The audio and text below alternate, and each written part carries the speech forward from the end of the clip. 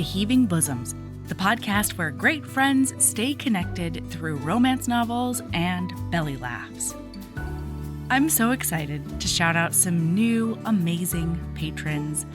Welcome to Kristen R., Megan M., Tana, Catherine W., Rachel A., Mandy, and Rachel M. W. I'm excited to hear what you think about the back catalog. And I want to send some love to a few longtime members of the Patreon fam: Stacy F., Miranda P., Laura A., Caitlin W., Emma K., and Megan. Thank you all so much for your incredible support. It means the world. And I love creating extra fun content for you. Don't forget, everyone, that we're hanging out with Rebecca Weatherspoon on June 12th. So send in any questions y'all have. I know we have a ton of Rebecca Weatherspoon fans, so don't be shy. This week, we've got two of my favorite people, actually, especially when they're together. Kimberly Lemming and Alexis the Sword are here to recap Crow by A. Zavarelli. Although the discussions aren't detailed, I do need to issue a content warning for sexual assault, violence against women, and mentions of child abuse. I will say, though, that overall, the episode is a giggle fest. So, here we go.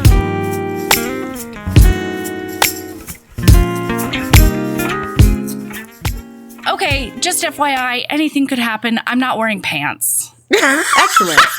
I'm so inexplicably covered in poison ivy that I can't. If I don't have to wear pants, it's not happening right now. And it's fucking bullshit. Oh my God. I was not expecting that to be your explanation for the lack of pants. And you know what? Just so you know, from the jump, I was on your side. I was like, these pants are none of your business. I mean, this is why we're friends. Yeah. I thought we were in the wrong for wearing pants. I'm like, oh shit, do I need to get this straight to get these off my body? Fuck these pants. Please do, honestly. This is a safe space. Just shimmy out of these real quick. Yeah. Just get comfortable. Just get comfortable. Oh my God. Okay, listener, I'm here with the twins. I don't know that I've ever introduced you to the twins. You do know Kimberly Lemming. Hello. However, we also have an amazing Alexis here.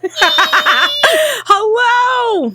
Oh my gosh. Does Alexis sound familiar to any Kimberly Lemming readers / listeners? I hope so, because if I am not famous and people are not out on these streets, like, just honestly worshiping, I'm gonna be furious. I mean, I hear you. She is not joking around, listeners. If any Kimberly Lemming fans are on here, every second of the day, you are not on your knees praising Alexis. Yeah, that's right. She calls me and is fit to be tied about it. Like, I can feel it in the air. I know I am not being worshipped the correct amount, and you need to fix this. Oh, yeah. Exactly. The all caps rants we see on the Discord. Like, she puts my Muppet texting to shame about this. The people need to know. It's true. And I mean, if they're not properly worshiping, you will in fact cut them. Exactly. That's, because you're a sword. You know, because I am a sword. I am a sword, man. An alarming lack of swords, though, in this book. I'm going to tell you right now. Yeah. Alarming. So many gunses. Not swords. So many. Knives. Everybody's got guns. I'm like, what's happening? Why do we have to be like this? I mean, listen, it is a Russian or an Irish mafia book. That's true. So, like, I guess it comes with the territory. That's true. Okay, I have a question for both of you. Mm-hmm. Yeah, I don't think this is true.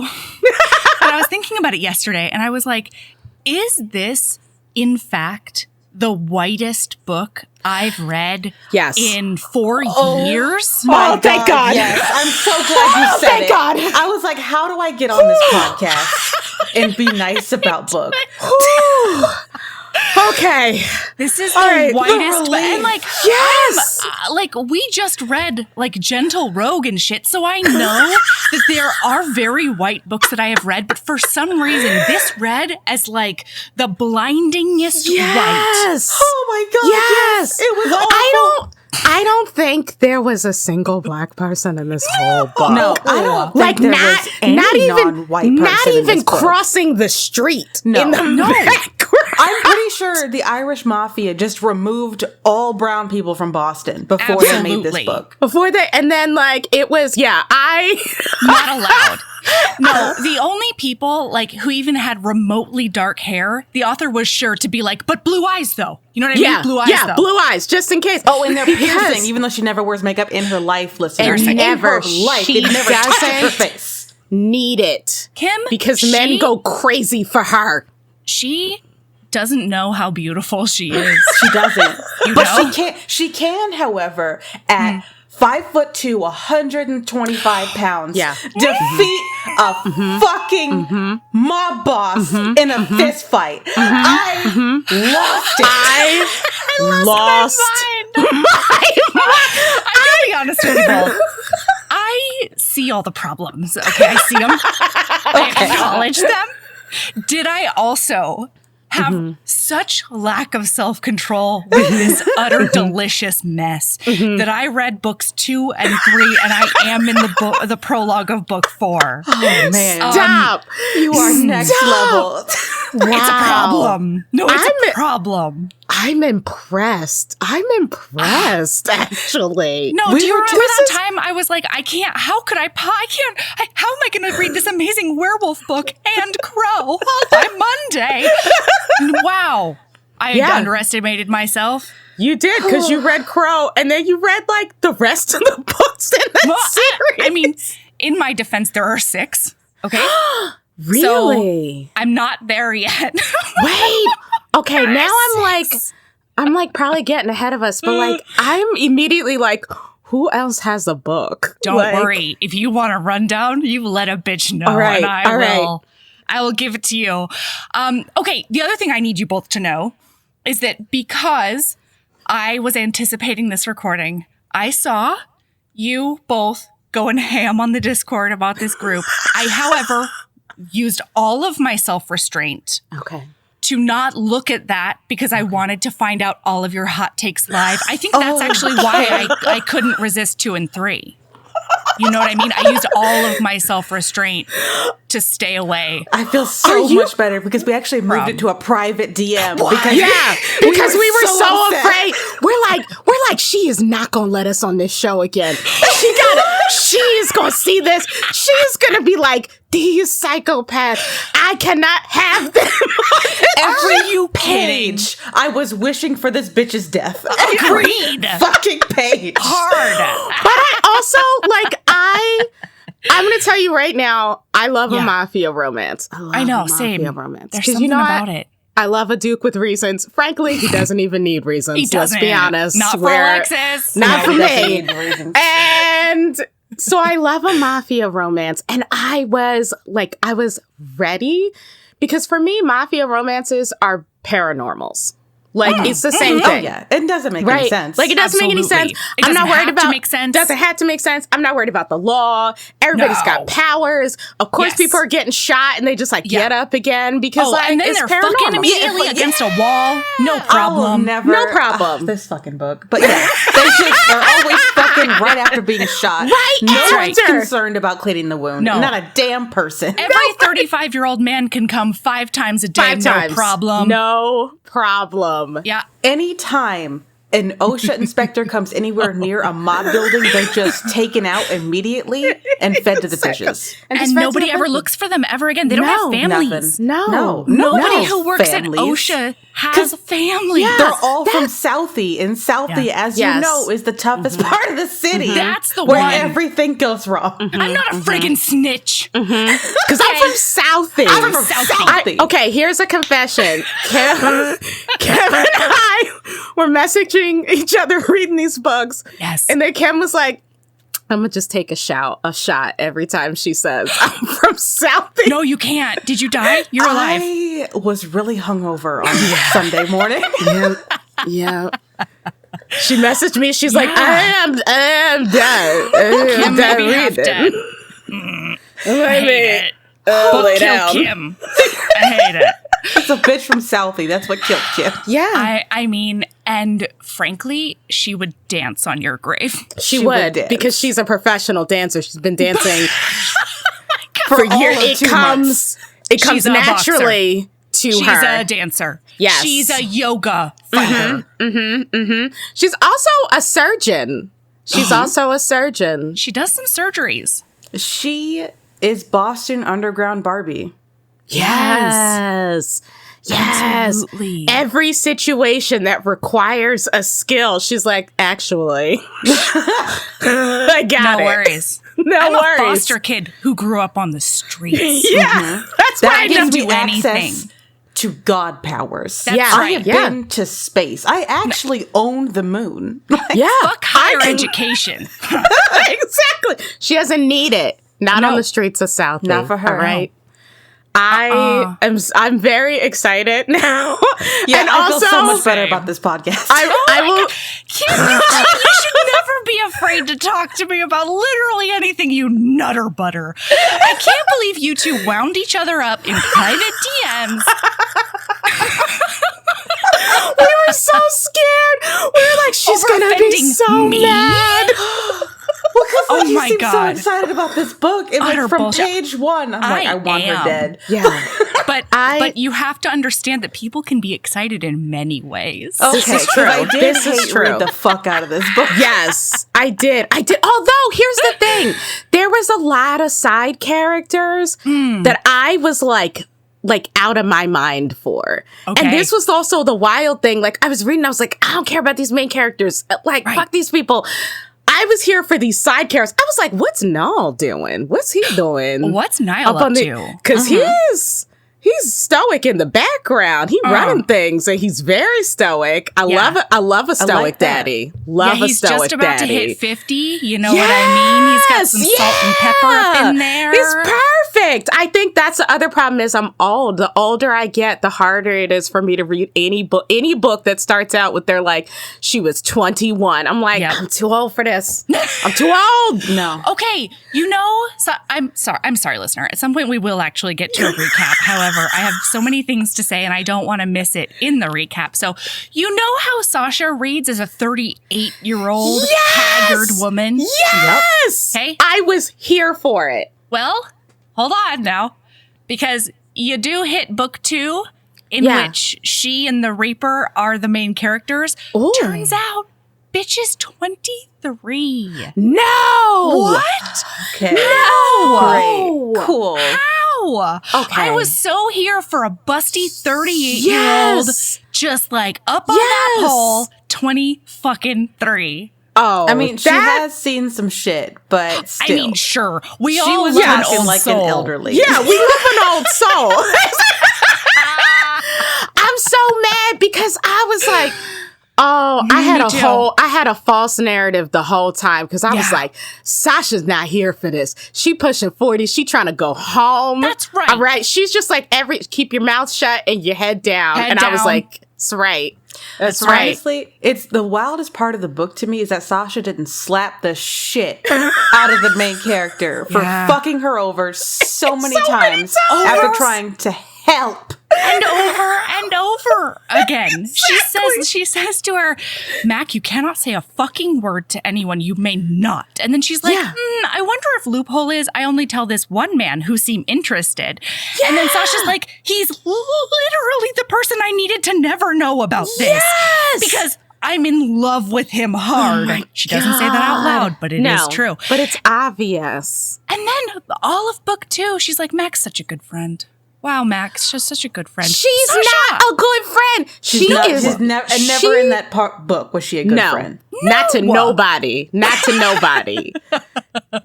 Meanwhile, no, go ahead, Alexis. When we get to the end of this book, I'm going to tell you, like, the rallying cry that I had in my head that has, like, turned this whole story on its head for me. Ooh. but I'm gonna wait. But I'm just telling you, she was not a good friend to anybody. To nobody. And meanwhile, listener, she spends the whole book trying to get justice for a missing friend. Okay? Because the FBI is falling down on the job. And only this 23-year-old fucking Mary Sue could possibly solve the crime. And, like, she's right. You know what I mean? Because romance reasons. She is the main character. She's the main character, so she does got to get in there. But the way she gets in there, I guess, okay, wait. Are we supposed to, should we start? We should start at the beginning. Like, You're we've right. been getting wildly off track. We are. It's I'm sorry. 14 minutes of straight nonsense. Let's go. This isn't just a Zoom catch up. All right. We gotta have some. We gotta pull it together. Yeah, this is what I need to do. Listen, I can't be the sanest one here. I can't. We're all gonna die. Okay. So listen, Mac is gonna solve a crime. Okay? She's ready to do it. She is sick of going to the sheriff and then going to the chief police and then going to the FBI and then maybe even the CIA. And nobody will help her beautiful friend Talia, who is missing. She's even tried the bat signal and nothing. Everyone's ignoring her. It's true. Although, I'm going to say it, right? I'm going to just come in hot from the gate. Please. Justice for that FBI agent. She walks into this bitch's office and is immediately like, here's my friend. Here's the photo. Like, what are you doing to hunt her down? Yeah. Like, you need to be focused on her. And this FBI agent is so tired because she's probably so polite about it. And so nice polite about it. So kind. But you know, in her head, she's like, I got like 70,000 cases. Like, girls go missing on these streets every day. Like, I don't know. She's probably, solving something. And this girl's just like, you need to drop everything and find my friend. And my other favorite part is that she walks in and she's like, did you look at the evidence? I've done half of your job for you. Of course you did. It's a one bank statement, ma'am. Yeah. I pulled this a month ago, okay? Yes. You have not helped at all. So anyway, she's like, you know what? You don't even have to pay anybody to go undercover. You can just send me. Because of course the cop is going to send a strange person off the street into a mafia den. A mafia den. She was the daughter of the best boxer in all of Boston. I will have you both know. And you're going to hear about it at least 100 times. And I know this because I also took a sip of my wine every time we told us that our dad was a boxer from Boston. The greatest. Apparently, I just wanted to be in a coma. Like, you did. He's the greatest boxer who has ever walked, ever boxed in life. He came out the womb just swinging. The doctor actually sued the mother because the baby did break his jaw coming out. There wasn't a day when his poor mother didn't have a black eye. Just from that. Just from that 9-month-old. Okay? Yeah, because he was I told Kim while we were reading this, I was like, my father was a boxer. Yeah. So the whole time I'm reading this, like every time I'm reading these scenes, I'm like, it's not like in your DNA, right? Like, no. Just because your dad was a boxer does not mean you have like a natural, predilection. Like, it was wild. But he is the greatest. And you know what? He was the greatest. And also, he was one of those guys from Southie who couldn't understand emotions. And so he did just tell her to shut the fuck up and keep those tears inside. I don't care how young you are. And I will teach you how to just slug at things. Yeah. So it's in her DNA, but she's also been trained from birth as well. Yes, she has. Yeah. But I will say, first opportunity, something goes down.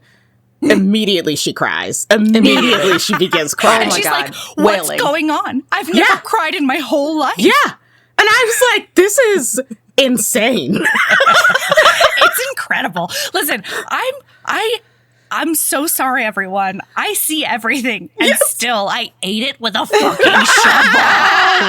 I did because I'm taking breaks every 10 minutes. I'm like, one of these people has to die. Like, they both can't make it to the end of the book. I can't live like this. I got lured in because after she is surprised to find that the police will not let her just go undercover and investigate this crime, she makes her own plan. And then we cut to is it Lachlan? Is that how you say it? Yeah, Lachlan. Right. Yeah. So we cut to Lachlan's point of view, and he's at a funeral? Question mark? He's burying his granda. Oh, yes, granda. Okay, all right. Yeah. I was like, he's at a funeral, and he says this he's like, I don't know. There was everybody had a lot of internal monologue. And much internal monologue. There's a lot of internal monologue, and I did, but I get to the part where he says that he's not a good man. Yeah. Right? And I thought, it's on and popping. I was ready. At that moment. I perked up. Hello. I woke up. Yeah, I was like, what we got going on here? Sitting bigger in my seat. Yeah, I was ready. Were you ready for some morally gray, Alexis? I was ready for some morally gray, but he was so sad. He's just a sad boy mafia king who really does not deserve that position in the slightest. Yes, he was sad. Everybody kept being like, he's a cold-blooded killer. But I was in his monologue and I was like, bruh, you need to go to therapy and you just need to talk some of this anxiety out. Just try to take some deep breaths. I know someone who knows yoga really well. Her name is Mackenzie. Turns out it makes you a great fighter. Yeah, great fighter. The fact that he was so inconsistent about how he felt about love and women is just I can't stand women. Also, I'm going to go fuck that one. I would never let them in my bed. Also, I dated Mandy for so many months. Yeah. Women are all liars. Why won't this one trust me? And I'm you deserve to be punched in the nuts at least 27 times. He does. And this is why... Is it Niall? I don't know. Niall. Okay. As soon as Niall came on the page, I was like, "Hello, Daddy." We have arrived. What do you think about this situation? Turns out not a fucking lot. Not a lot. He doesn't say a lot, and I was okay with that because for a mafia, there was a lot of talking. So much talking. They were at this funeral and he was giving me a lot of information. Somebody killed his somebody killed somebody. Somebody did kill that granddad. Somebody killed the granddad. And maybe it was friendly fire. Maybe there's a smole in Yeah. Who maybe did there's everyone. Yeah. Is there a rat in this Fisheroo. romance? Fishy. Who could have guessed? I'm sorry. I'm really bitter. Salty. Oh, calm down. So his whole thing is I'm the underboss. I run Sliantra. God damn it. And that is the Irish mob-owned, high-class strip club that only mobsters get to go to because nobody else can see it. It's invisible to everyone else. It's mafia magic. No, it absolutely Don't is. even see the women crying in the background if you're not part of it. No, most certainly not. And so not only that, but Niall is getting up in his years. And so he's looking to tap an heir. Yeah. He does have a son, but his son fucking sucks. Yeah. And even he knows that. Yet he doesn't just put him down or make him go away. No. Yeah. The fuck, Who would have Niall? thought? Yeah. That part was disappointing. And you know what? One day he and I will talk about that. Please. Please have many words with Niall. It was, because his son, Sean. Yeah. Sean. I was like, this kid is coming in so hot. From the beginning. Yeah, he really was. And Lachlan hates him. Oh, he hates him. He has beef with Sean for many reasons, including but not limited to 1, Sean sucks and he has bad judgment and he's bad at his job. Yeah. 2, he did catch his girlfriend at the time, Mandy, fucking him on a desk somewhere in the club, okay? And the one thing I've learned, everybody, about these 3 books that I have read over the weekend is that you do not betray a mobster. It means death. Except for the fact that every single time somebody has betrayed a mobster, he's like, it means death, but like, I'm not going to tell anyone or like make her die. Yeah. Like, I couldn't do that. Do you know what I mean? And I was just like, somebody better kill a bitch. Like, there have to be consequences if you say them out loud. Real quick, I just need to say something about Mandy and Sean. What the fuck this dude's name is. Yeah. Based on the events of the book and what everyone else says about Sean, do we know if that was Mandy's fault?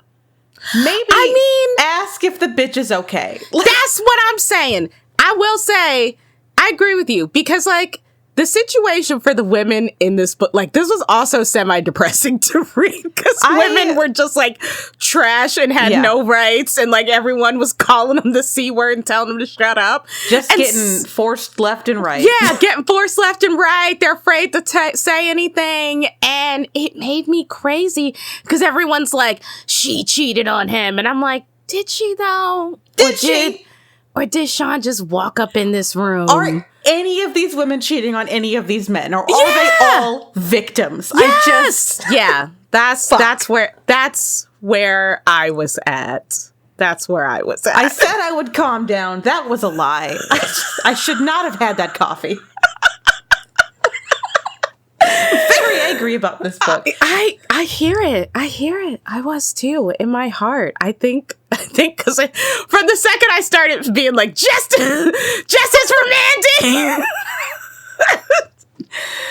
Because Sean so Mill's mic still is not working, so we're just gonna ramble on. All right, so the fuck was she doing? She goes to the FBI agent. They're not doing shit. They go to the funeral. He's sad, whatever. Sad boy mafia. There's a lot of talk. He's a lot of mafia. He's ostensibly this is plot, but it's talking about a whole bunch of people that I don't know. Doesn't matter. We're here for the sex and murder. We're moving on. Move on.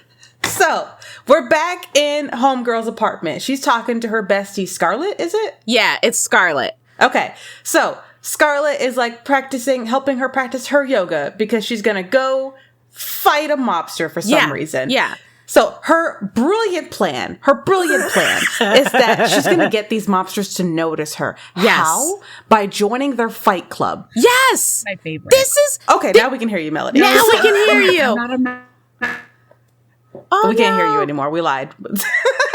Went out. Okay. She is swearing so bad, you guys. I know, she is. Do I sound okay on this microphone? Oh. Yeah, that's fine. You sound fine on that microphone. Yeah. All right. Then we're going to do that then. All right. You should do that because this is Scarlett. We have gotten to Scarlett. I know you have some thoughts about Scarlett. I have so many thoughts about Scarlett, including but not limited to Mac, shut your fucking mouth about her career. Yes.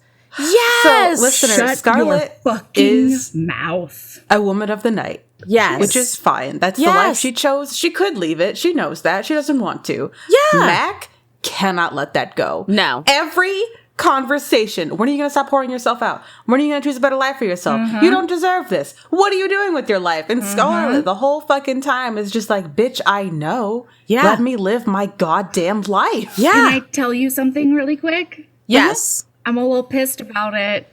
Okay. Okay, so this was written in 2016, and I feel like we might need to like be kind about the times, maybe. I'm trying. Oh, right. Okay. Regardless, she's actually not a woman of the night. I feel like the author kind of, I don't know, pulled her punches here a little bit because what's her job? A woman of the night. What is she? She is what Talia's book 3, when Talia finally confronts Mac about being a judgmental bitch, she says, you don't even know what your best friends do. And she's like, I know you both better than anybody else. And she's like, no, you don't even know what Scarlett does. She's not a sex worker. She's a trick roller, I think she calls her, to where she doesn't have sex with them. Instead, she like accepts dates and then drugs them and then robs them. Oh. What? Okay, well, that's better for her. Which is like, I mean, good for her. Thing. Yeah, like, again, still justice for Scarlett. Yeah. But like, Why couldn't she just be a sex worker and also still a wonderful person who deserves a happy ending? Right. I'm going to keep my mouth shut on that one. It was just it was so strange to have her monologue be like, I'm from these streets. Yeah. I was in foster care. I'm from Southie. I'm so tough. This world will eat you up and spit you out. That's why we gotta hustle. Blah, blah, blah. And then to get all like Puritan about Scarlett's job. It was just a weird... Makes no sense. Yeah, it was giving me some real I'm not like other girls energy. And I was like, this is not cute. This is not cute. I'm not like other girls energy does not change throughout the entirety of this book. It really doesn't. It really doesn't. And that made me kind of sad. Yeah, because I wanted them to like band together and like... You can be like other girls and still be rad. Yes, exactly. Yeah. Turns out other girls aren't cool. Girls rule, I've heard. I would like to get to the fight just so I can explain to these good people about how not like other girls she is. Yes. No, please. Yes. Please do. Yes. So she goes to this fight and she's like, I got in because of my dad, and Johnny is the guy who does the things and I'm one of his. So everything's totally fine. Nothing to see over here. I'm just Butterfly. Yeah. Hold on. Yeah. Because we have to set the scene. Please set the scene. Yes. You're the master. Let the people know what's happening. So, homegirl walks in. She's in a hoodie. She is doing her Eminem dancing dance, getting ready for the fights.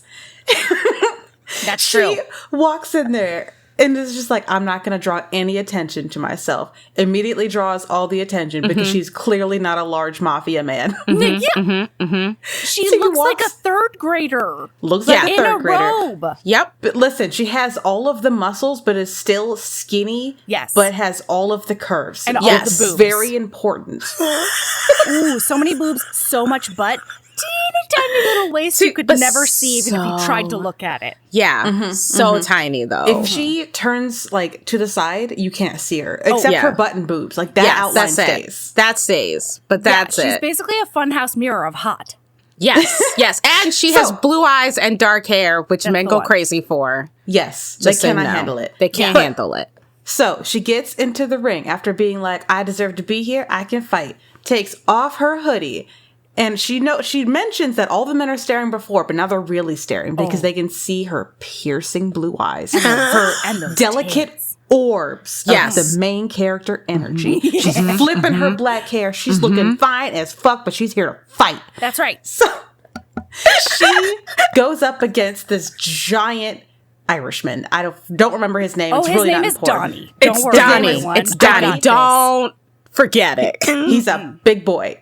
And so she's just, the whole time she is in her head, she's like, this is fine. I have been training for the last few months. I got this. For this moment. So, with yogas. With yoga training. And with shadow boxing. With yoga. So the announcer dude comes on the screen. Like, in this corner, we have Donnie. Big muscle brains. He's over in this corner. He's 295 pounds. Yes, please give us the details on how big this man is. Full muscles. And then in the other corner, we have the Butterfly at 5'2", 120 pounds. I wish I was exaggerating. No, she's not. That's verbatim. So fight starts. Yeah. Alexis is dying already. I'm sorry. Continue.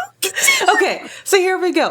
Fight starts. She is dodging everything. She is just like floating like a butterfly, but she's not stinging like a bee yet because she's watching his foot movements. No, because she knows. Sloppy. He's a sloppy. He don't know what he's doing, despite the fact that he's like the best fighter in the Irish Mafia. Doesn't know what he's doing. No footwork. No footwork.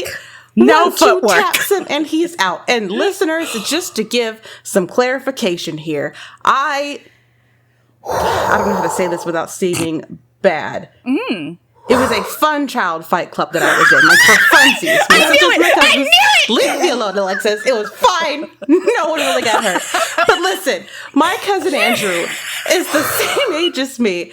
But as I was a very small female child and he was a very large male child, there were some differences. And so when it was my turn to face Andrew, I knew for a fact nothing I could do would knock that boy over. And just to clarify, this is a very casual child fight club. Casual. Yeah, it was casual, though. That's like, it was for fun. It was like for gummy bears. We're like, bored. Not Saturday morning cartoons. Fight club. No, like most children. I think y'all all remember your childhood. That's what I did. Fight clubs. Do you not? Fuck playing doctor. Yeah. Not here. Yeah. Right? Yeah. It's fight club times. I'm so sorry, Kim. Please tell us about how you knew you couldn't knock him down. I could not knock him down. No matter what you do, if he is that much bigger than you, he is not going down. I did, however, trip him, and that's how I won. But she did not trip him. She just fucking fisticuffed him into the ground. That's not true. No, I'm so sorry. That's not even true. It's almost true. But after she does that fisticuff, she does then do a move in which she flies into the air and gets her whole legs around his her neck, and then she does a scissor hold, and then he falls down on the ground, and then she chokes him to death with her thighs. Everyone. What? That's how he goes down. I read this book, first of all, and I don't have any... That slid off my brain. I understand why, though, because if you were like me and already drunk by this point, because she did say Southie at least 15 times. While she was beating up to the... Also, like, I'll be honest, I did skim a lot of it, because I was immediately like, this is silly. Like, I remember when I was young, I kept telling my dad, like, I want to box. And my dad, like, boxed, like, casually. He was not the greatest boxer in the world. He was not perfect. Like, not in Boston, certainly. Not in Boston. And not in Southie, I'll tell you that right now. Yeah. And I wanted to box so much when I was a kid. I'd be telling him, like, I want to go to boxing camp. I want to fight. And I remember, like, one time, he was like, I mean, my dad was like, I don't know, maybe like 6'3". Like, he was a big man. Sure. And he was like, all right, but, like, what if somebody punches you in the face? And I was like, wait, what? Like, the thought had not occurred to me. He's like, when somebody hits you. And I was like, with what? Like, like, never in my mind did it occur to me that somebody would hit me in the ring. And he was like, well, it's gonna hurt. And, like, you still got to keep moving. And I was like, after? Like, no, little did he know, Alexis, you would also be the main character in a Chinese martial arts film. Yes. So that's all I could think the whole time. I was like, I don't care how tough she is. When he hits you, you are going down. Oh, like, yeah. You're I was just taught to laugh and hit him with the pocket sand. So you're going. You know what? This is why we've been connected. Life lessons. This is why we're twins. One of the biggest lessons my dad taught me is like, look, I was a small kid, you're a small kid. So you're going to laugh every time they hit you so you look insane. Then you will hit them with the pocket sand. That's right. So I was on that playground with just a pocket full of sand waiting. And you got to be ready. And you know what? If she would have had pocket sand, I would have been like, 10 out of 10. Yeah, absolutely. At least I knew she would have been prepared. Flawless. It's the fact that she went in and pulled some, like, Street Fighter, like, she nonsense. Him. Like, what the fuck? Yeah. Also, am I to understand this is a boxing ring, right? Yeah, it's an underground mob-run boxing MMA ring. Ostensibly, people have money on this fight. Lots of it. So, like, from jump, I am like, this plan is going to get you killed. This is a nonsense plan. Oh, speaking of that, real quick. Yeah. Guess how her father died? Oh, right! Yes! Was it winning a boxing match he wasn't supposed to win? Yes! I think it was. Yep, and then somebody took him back out into an alley, and they did pummel him to death. He did. Yes! Oh my God, you're so right. I forgot about that. Yeah. Oh my God. Wow, I did too. Wow. Wow. In my mind. Wow. Okay. We just learned this is how her father died. We just learned this information. Holy cow. What?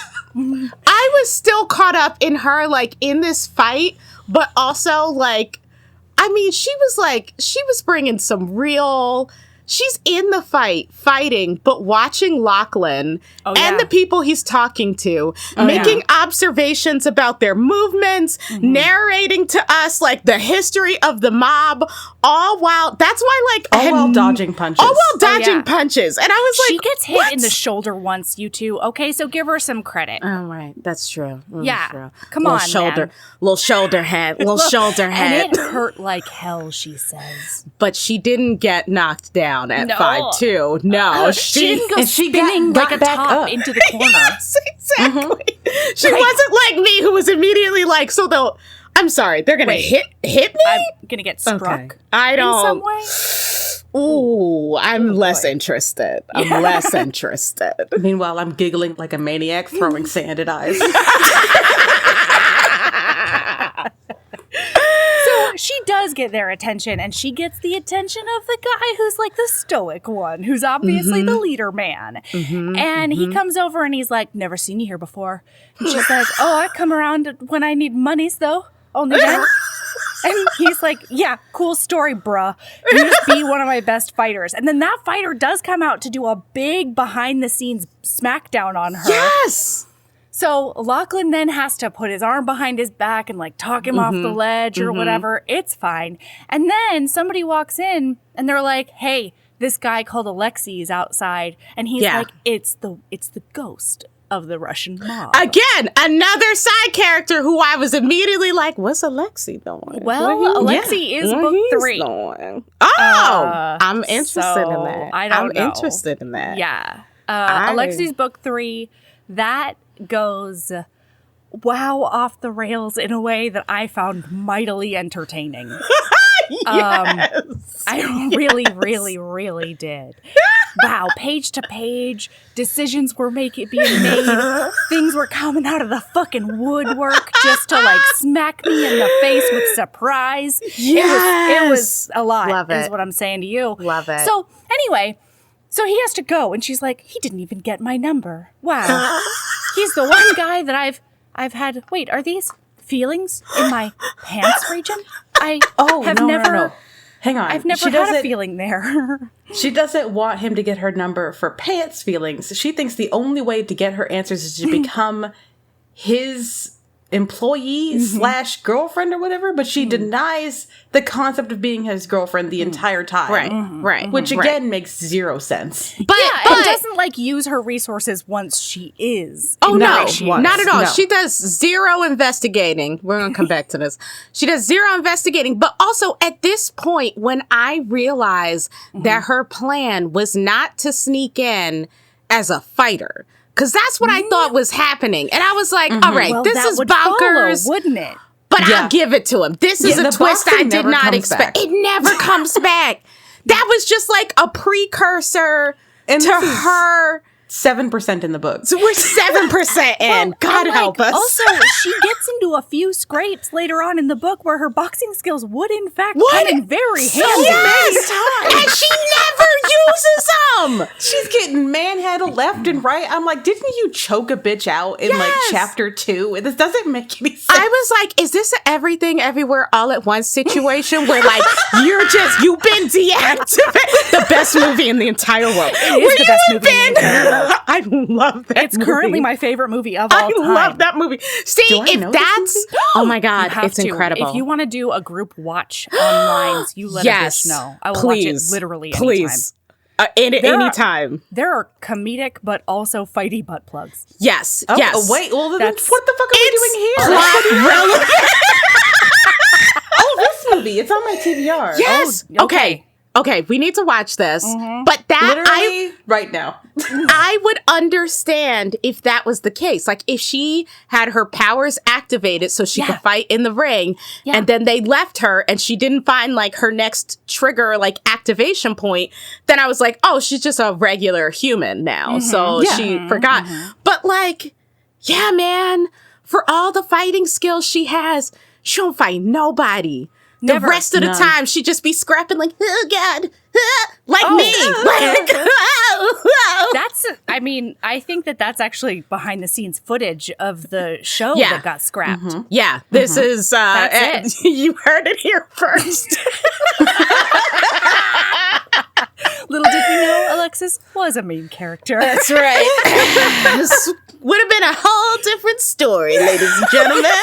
No, that's a book I would have read because I feel like Truly. you would have made all the correct decisions. We would have found the friend in like 5 minutes. 5 minutes. 5 Book minutes over. flat. Because like this is the thing. I have to keep reminding myself, even though she does remind us like every 3 to 5 pages that this is for Talia. Yes. I had to keep reminding myself because I could not follow the thread of her thoughts of like, how is this supposed to? Because like after the fight, then she comes back to audition to be a stripper. Mm-hmm. That was actually what she was auditioning for in the fight. Because here's the thing, listener. Little did you know, 6 months of yoga will not only train you to be the best boxer's daughter who's ever happened to the world, but it will also train you to be a world-class pole dancer. Yeah, and like, core strength is important for both. But like, they're not, those three things are not the same. This whole book was a burn on sex workers, and I was mad about it. I was mad about it because I was like, how do you know how to be an exotic dancer? When did you learn this skill? Also, it made me mad because I was like, this book could have started with this audition. Yes. Like, I don't actually understand why the first 6 chapters happened. Let me get it. Please. Let me get into the audition because I have. Oh to. yes, please. Paint us Talk a about picture. her song choice. Paint us a her song choices for every single one of her dances made me die with glee. Nothing blew me away more than when she gets Lachlan alone. He tells the DJ to fuck off. He's like, I want to see her sexy body dance just for me.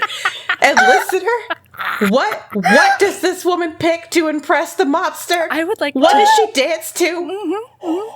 Rob Zombie's Living Dead Girl. I literally screamed. And then my husband screamed because I was listening to it without headphones. And he's like, what the fuck? What? He was so invested in the next 10 minutes of the book, but could not hear her talk about Southie for one more second and left.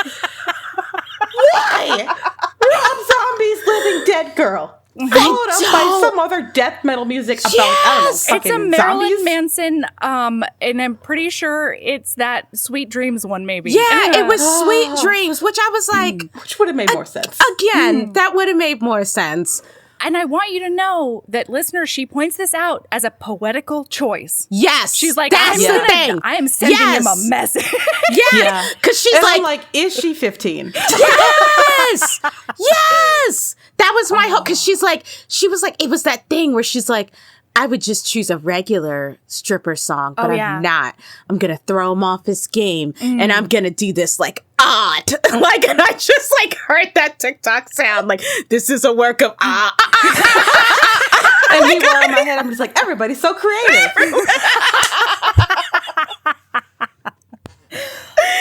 Oh, it was delicious. True. It was not. But he is eating it up with a spoon. He is doing that cartoon wolf panting and howling, banging his fist on the table. Yes, licking it off the floor. Yes. Ridiculous. And this is, and I do, listen, I have a weakness.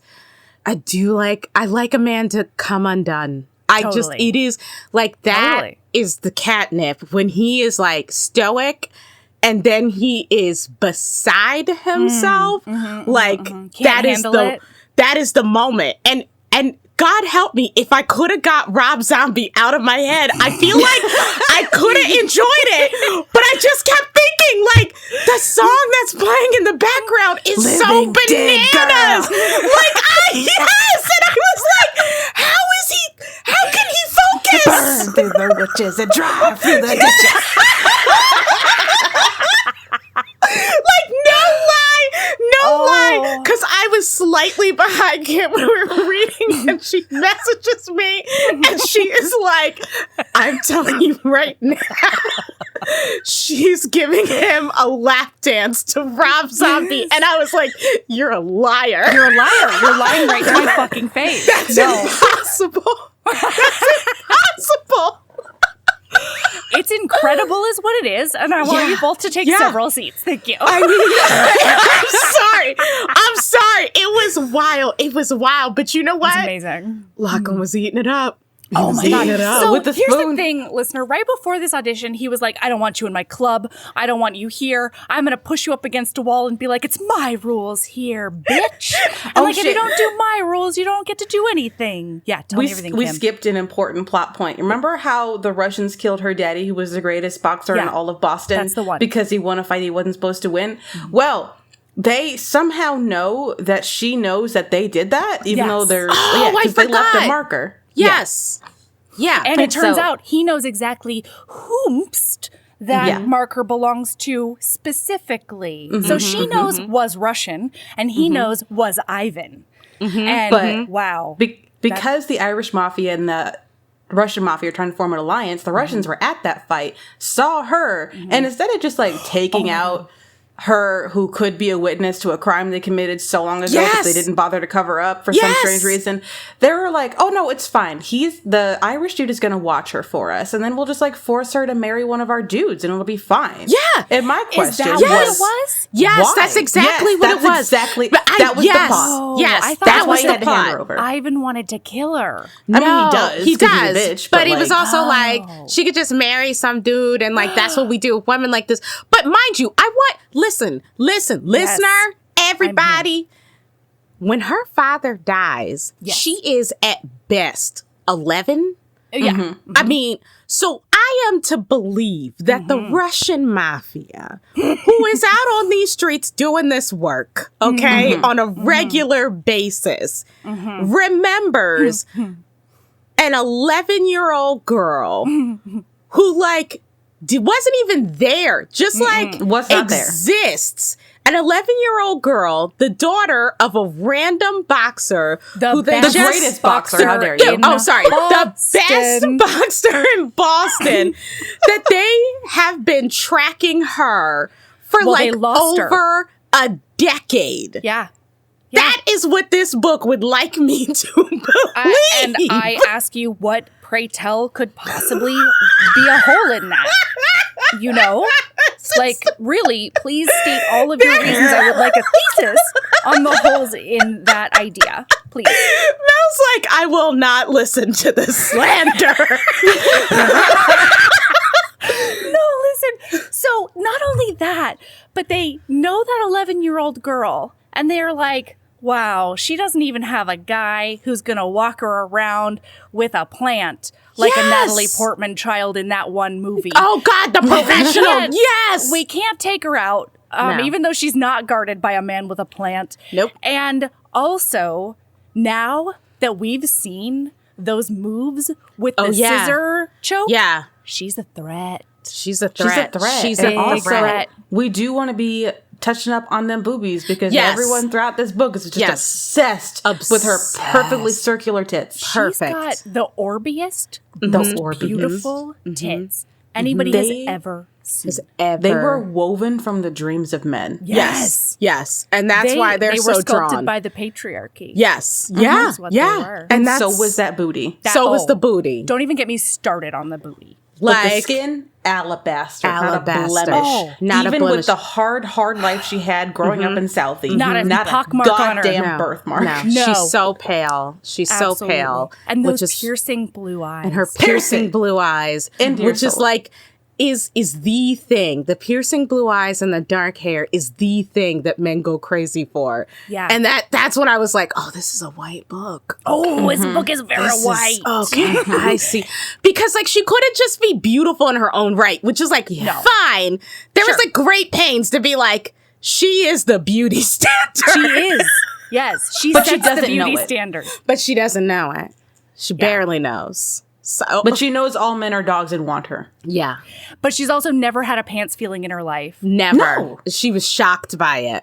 And she's never even been hit on. She doesn't understand why any man would want her. Let alone Lachlan, the king of the Irish Mafia. What could he possibly want in her? Exactly. She's a virgin, by the way. And that's what she was thinking as she put on her leather thong and her tiny, tiny erotic dancer outfit, which again, I was like, first of all, I was like, where you get the money Where to buy is it coming from? these clothes Leather from? is so expensive. It's so expensive. She could have at least thrown us a bone and said pleather. Yes! that would have been more spandex. believable. Yeah, Tell but us you went to Spencer's. Exactly. Yes. Something. Exactly. But she just like, she's got money. I'm like, where did you learn to walk in those shoes? It's not easy. It requires training, but she just naturally has it. She like does her dance. Lachlan is like, okay, you can do, after his heart leaves his body. He pulls her into his lap. He says, Yes. come closer. And then she does. And then he pulls her into his lap. And then he grinds her on his 13-inch hard-on. Yeah. Okay? Yep. And then he says, you're not working for the cops, are you? And she says, no, I'm from Southie. I ain't no snitch. And then he says, you got to prove it to me. And she's like, I'm not going to blow you for a job. And he's like, I would never ask a woman to demean herself in that way. No, what I need is one kiss. And this was... How would that prove anything? But Lachlan? I just want you to know, I want both of you to look a listener in the face right now and tell them that is in fact the question she asked him, and that shows sense. That shows good sense. That's true. I will give you that. Because she was the like, one time she had a thought that made sense. Because she was like, what is wrong with you? And he says, I have my ways. And then they do a kiss to end all kisses.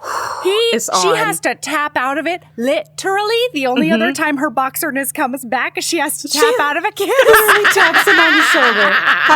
I died. I'm like, it was did so you just good. tap out of a kiss? Yeah. He understood the gesture, Kim, okay? Because they speak the universal language of boxers. Boxers. This book is physically painful. This book gave me such deranged joy. I'm glad you enjoyed it. It was so wild. It was so wild. It was so wild. That kiss was, it was wild because I think at this point I was messaging Kim being like, of course he's asking her if she is a cop. No one has ever sounded more like a cop than her. Like, listener, before she like even does the audition, he like sees her in the club and she does the whole like, I'm here I gotta make money, and he's like, that doesn't seem legit. And then she says, she lets something slip because she can't help but be like sassy, and he's like, how do you know who I am? And she's like, police, you're Lachlan, you're the king of the McKenna's crime syndicate. Yeah, and she calls it a crime syndicate, and I was like, you're a cop. I know you're not a cop. You're gonna and tell I was like, the mafia boss in his glowing gray orbs. Yes. That you know he's a mobster. You know all his operations. Oh yeah. Oh my God. He should have snapped her neck right there. He should have. I mean, he should have. Like, listen, and in Lachlan's defense, he does say, that's a real good way to get yourself a pair of cement shoes. Yeah. He kept trying to warn her this entire book. You keep opening your mouth and it keeps bringing you 1 inch closer to death. And she's just like, I can't be contained. What about me says that I would just run my mouth in front of everyone? Exactly. How dare Every you? move you ever made. Every move.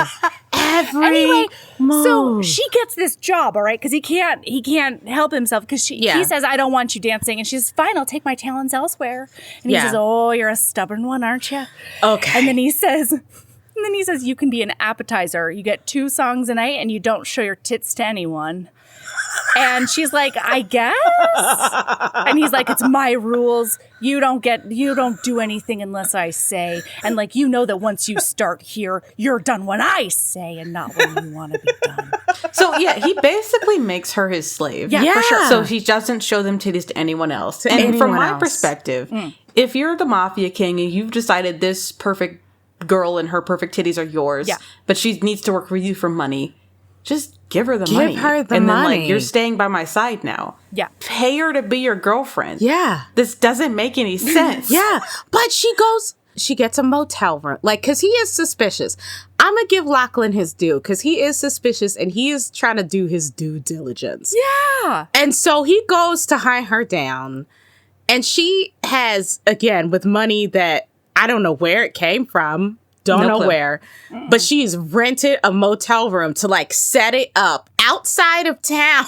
And like she's roommates with an actual cockroach. Yeah. So, you know, I mean, it doesn't cost that. I guess it doesn't cost that but- much, but the way it's just such a nonsense thing because he gets there and is immediately like, why are you, if you're so desperate for money, like, what are you doing here? Like, and she's like, she does feed him the abusive ex-boyfriend Yes, line. So yes. she's like, oh yes, I'm running from my ex, that's why I'm in a motel. So that was the only excuse that she ever gave that actually made sense to me. I'm like, okay, fair. That's fair. Yeah. I wasn't mad about the motel. Okay. I mean, but that's also why she looked at him in the face and said, I mean, what better place to hang out than a place that's run by the Irish mob? Yes, and again, cop. So You're a cop. He comes in, they sweep the place for Bugses, and then he's like, I'm taking you to dinner. Yes. Is what I'm going to do. And I'm taking you in my vroom vroom Maserati. Okay? Yes. And you're going to get wet just at the sight of it. And she says, yes, sir, I will. And so then at dinner, he's like, you got a problem with a Ruski? And she's like, oh, no problem here at all. And he's like, they did murder up your dad. And she's like, yep, absolutely. But he was the best boxer in Boston. And that's all I really remember. That's all I repeat to myself late at night.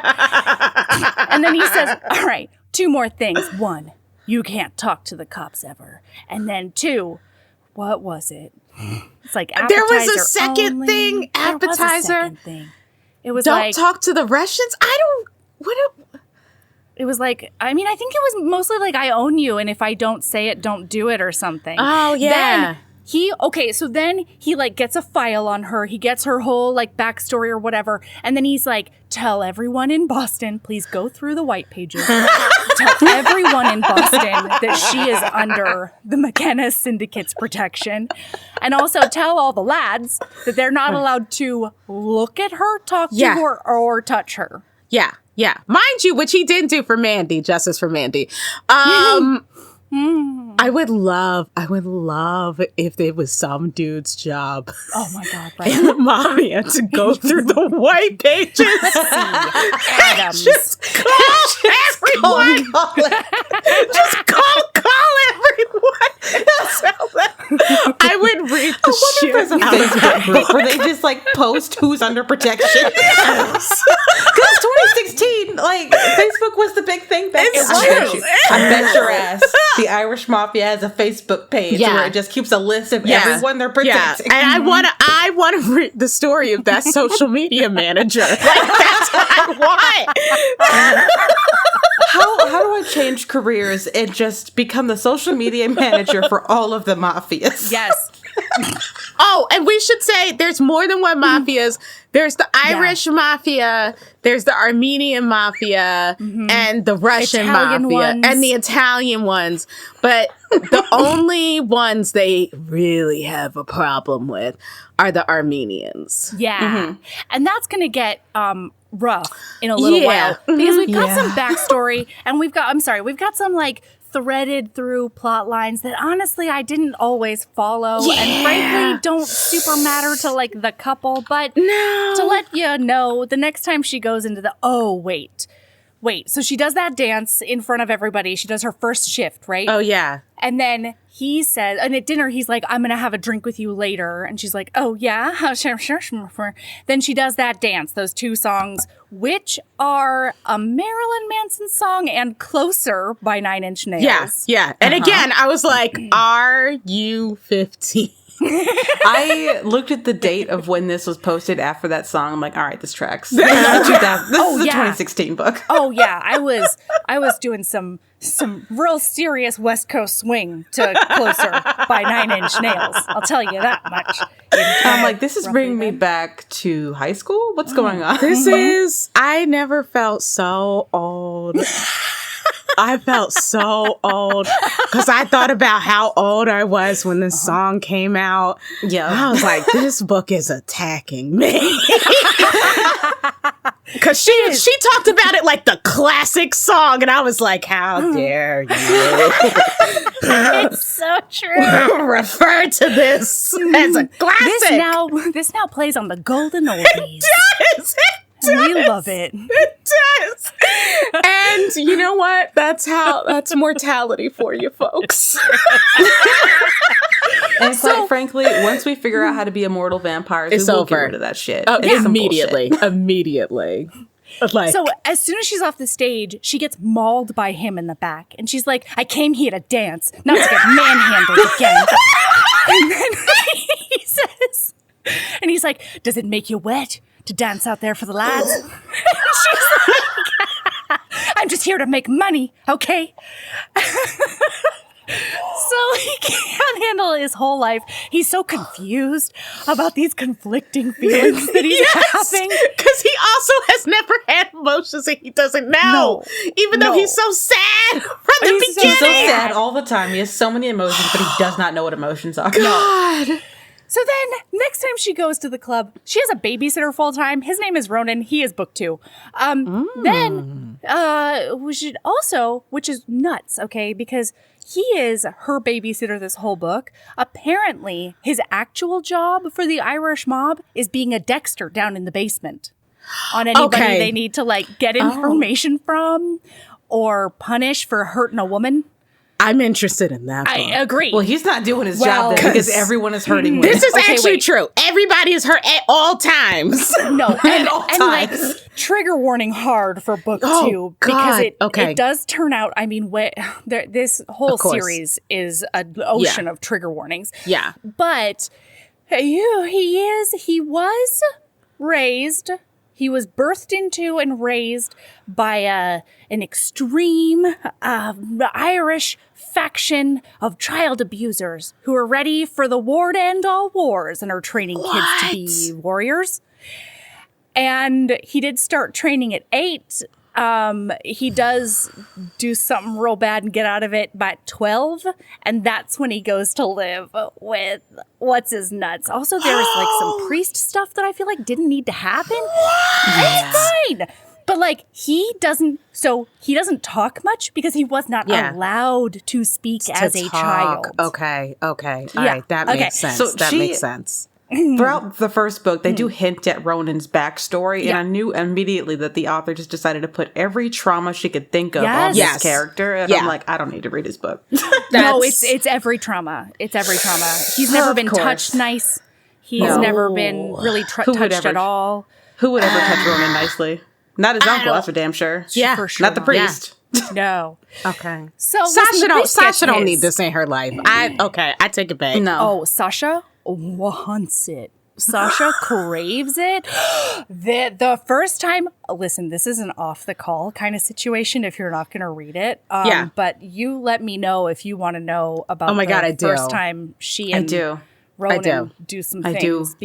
Because I'm not incredible. Because I'm not going to read it. I can't go on that journey. No, you can't. No. It's ridiculous. Okay. All right. So, I'm sorry. We're back. We're back. Everyone. Okay, we're so unsupervised. We are. And we haven't talked in person in a little while, and so it always gets a little tricksy at that point.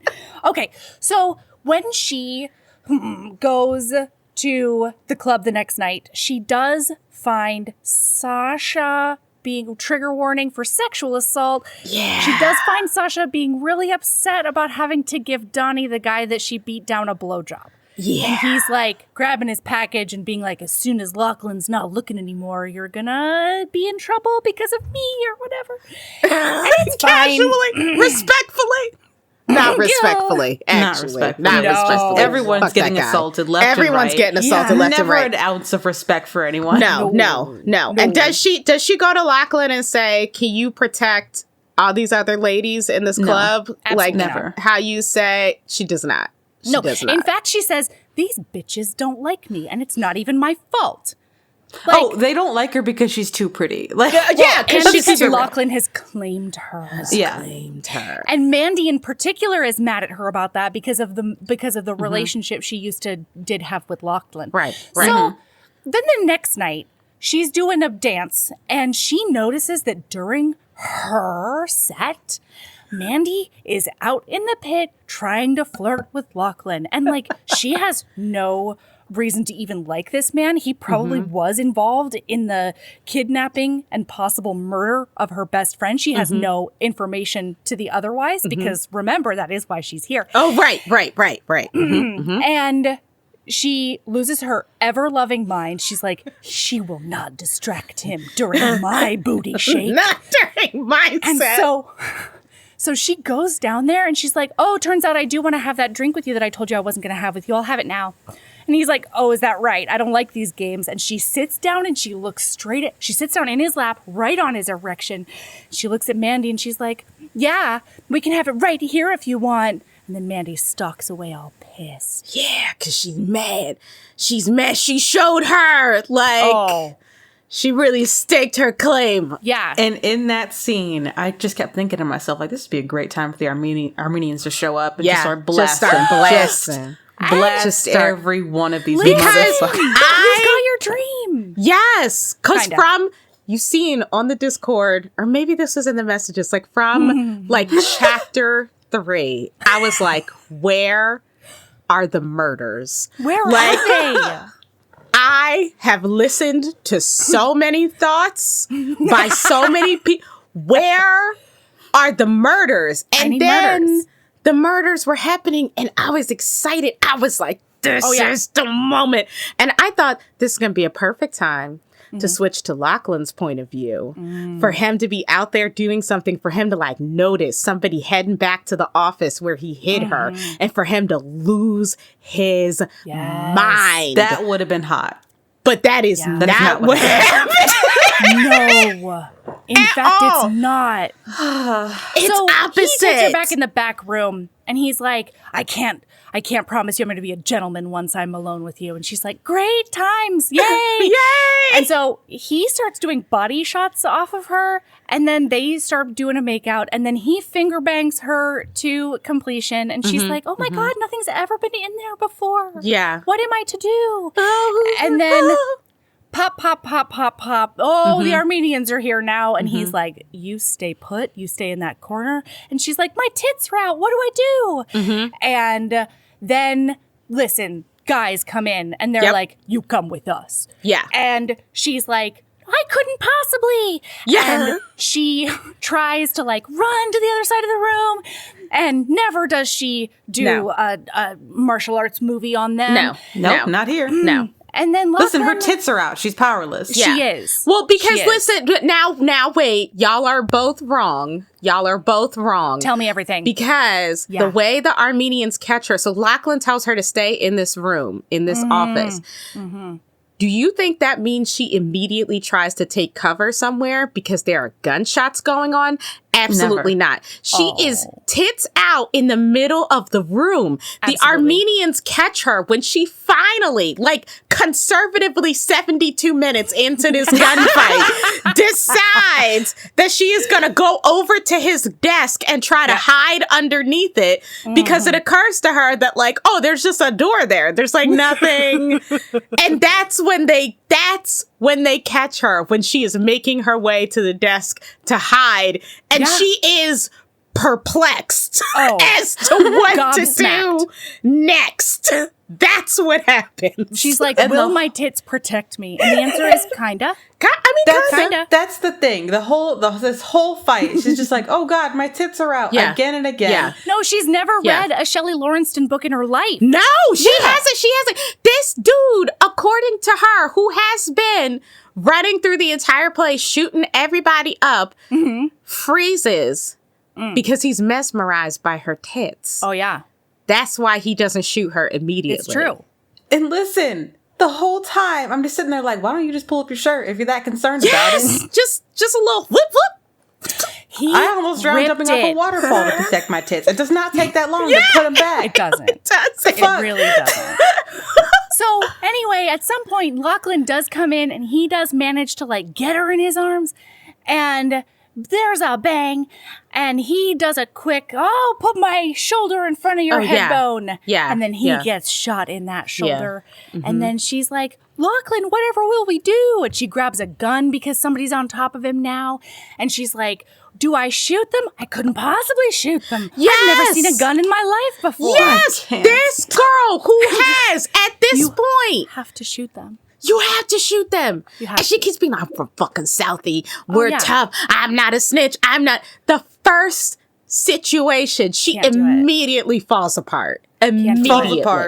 And then she gets mad at him when he kills the guy who was going to sell her into sex slavery. Yes! Like, also wanted to rape her in that office. Right there. I can't kill him. The way that guy would have been dead so fast. So quickly. So this is not bluster for any of the three of us. Like, girl, you need to survive. Like, what is going on? Yeah. And she wants to die. Mad at him. Yes. So now he's shot, but everybody else is dead. It's fine. It's obvious there's a mole because they went straight to where the safe was, and like nobody knows where the safe is. I don't know. There was some like plot explanations. And stuff. Yeah, secrets. And now it's time for her to live at his house.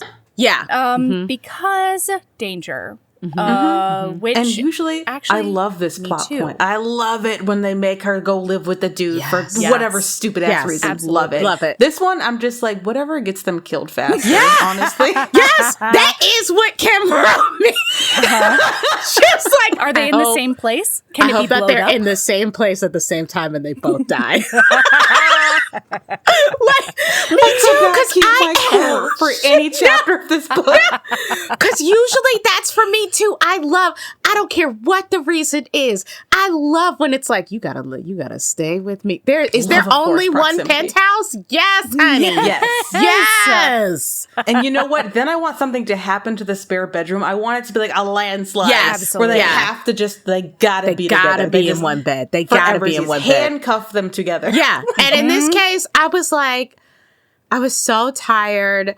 I didn't get to see Lachlan do no fighting. We were not in his perspective. I was just like, you know what? This man needs to take a nap. Justice for Lachlan. He needs to have a nice lie down. He cannot be hearing you in his ear being sad. That's what happens. He does take a whiskey lie down while she digs a bullet out of his shoulder. And he's real impressed. How does she know how to do this? Because she was a surgeon, Kim. Wake up. I can't. She's never met a tweezer that she doesn't want to shove in somebody's arm. Because if you didn't know, her dad, who was the best boxer on the entire planet, in all of Boston, which is the entire planet. had a doctor who used to patch him up after fights, which somehow is similar to bullet wounds. Don't know. Yep. And that doctor got tired, but mostly was just afraid of what would happen to her with all these men's around. Well, so he taught her. The doctor was really like, little girl, I need to teach you surgery. Yeah. Because I can't be around these Russians that your dad's hooked up with. I'm afraid of Russians. So if you could do the patch-em-ups for me and they don't call me anymore.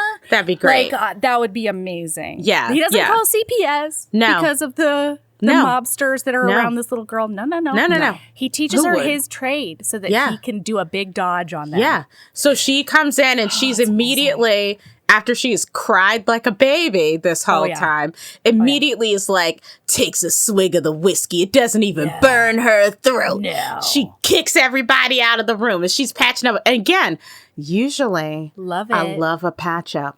Love a patch up. Love like, it. I'm all Not about, her. yes.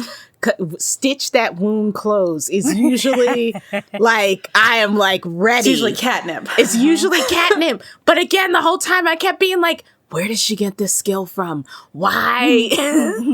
Why do I need so much exposition to believe? Side note, real quick, did not wash her hands. Did not. Fuck that. Did fuck not. That and fuck you, Kim. Okay, that's what she says. All right, you're going to take it. You're going to like it. This book is my 1 through 13th reason. Mel's like, I know that it doesn't make any sense. I accept it. We move on. So listen, then like he's like, you live here now. You exist here now. You don't go back to the club. You don't do anything. She's like, gotta make monies. And he's like, shut your entire pie hole. Yeah. He goes off to do more shoot 'em ups with people. And then he does come back and the only answer is blowjob. Her first blowjob of her life. And she's amazing at it. She's like just she's naturally amazing at it. She just had, and this is the part where I'm like, I'm gonna be on my soapbox for 5 minutes. Yes. I do not need any more young virgin heroines who are in over their head with these men who like don't respect women. Like I would have loved if she was like 38 and like Talia was her foster daughter or something. Yes. Like I just, it's, there's just no part of me that finds it sexy when like a woman is like, I'm so sexy on the outside, but on the inside, I'm innocent and pure. And it's just so gross to me. Like, and if it is going to be her first time, then like, don't make it a treat little weird. Yeah. Yes, like, that is what I want. Can't it just be a little weird? Can't it just be a little weird? Have her be looking at that dick and then just be like, the first time we all do it is just like, oh, that's about to be a dick in my mouth. Am I prepared for that? That's going to be weird. What's it going to taste like? Yeah. What's I'm bad at it? Have some fucking indecision in her Be brain. vulnerable. Especially when it's 13 inches and 4 inches This around. monster cock on this mobster man. This magical dick that somehow can fit down her throat. yeah. Yes. Have a little bit. Have her choke. Right? Yes. Where is the gag reflex? Yes. I would love, you know what? I would have been like 20,000 out of 10 if at that point she stopped and was like, I'm actually going to tell you right now, I don't know what I'm doing. I'm a little bit, like, this whole situation is just... If you could guide me through it. I'm a little in over my head. I'm a little in over my head. And if he was like, oh, let me talk to you about consent. Is this what you really want? Oh my God, that would have fixed the book for me. Let me teach you. Let me teach you what it is. Let me teach you what it is I like. Let me show you what I like. Because not every dick is the same. It's the same. I would have been on board. But again, she just like is naturally good at it, I guess. She just knows exactly what he wants and needs. Yeah, with no talking. Because there's no talking during sex. And then she doesn't think even once about the taste of that cum. No. Does not think to herself, oh, that's not what I expected. No. She just is fine she just with swallows it with no question. No question. Yeah, I'm sorry. None. Oh, yeah. None. Mind you, he's like a mafia dude who runs... God, I said, like, the New Jersey's, like, coming out. I know. I love it. Sorry. Who runs a strip club. You don't know what he has. You don't know. He ain't been tested. There's no kind of, like... And again, this is all stuff that like never bothers me in a story. Like one of my favorite books, the main dude, he breaks the heroine's legs, and I was like, "This is fine." Yes! What is that fine title? With oh my god, That is the greatest book to ever grace this earth. Yes, tell him. The King of Flesh and Bone. I am obsessed with it. If you ever want to have me back on the show, I will talk about that book for 16,000 years. I love that book so much. Oh, just a little caveat. I found this book, started reading it, then messaged it to Twin. But then I started to get further in the book, and the triggers got so much worse because it is a dark romance. Yes. Yeah. And then I'm like, I don't know if I can tell her that I like this book. Yes. So I read the first and the second, binged both of them. Like, can I talk to Twin about this? Oh, no. And meanwhile, on the other side of the line, Twin was just like, how do I tell Kim that I devoured these books? I'm dying for books. I have never loved a book more. Like, I was obsessed. So, like, we're still stalking that author's soul, just trying to figure out when the next book is coming out. Kim is an author, and I, like, never want to be that person who's like, where's next book? Because I'm like, I know how hard it is. But I'd be watching her Facebook like, where all the time is the next Liv Xander? I am stalking Liv you, and Xander, I'm sorry. What are you doing? It's going on the next reading list. Thank you. Thank you. So I will come on the podcast for that book 100%. 100%. So, like, what I'm saying is my tolerance is high. Totally. Like, usually I don't care about any of this stuff. But because the romance, like, because there was actually no connection between these two characters, they were just like two people who were on page together. I could not stop thinking about the technicalities. So I just kept being like, has he been tested? What's the STD situation like? Are you on your knees? Did he get you a pillow? Or are you just on that chair?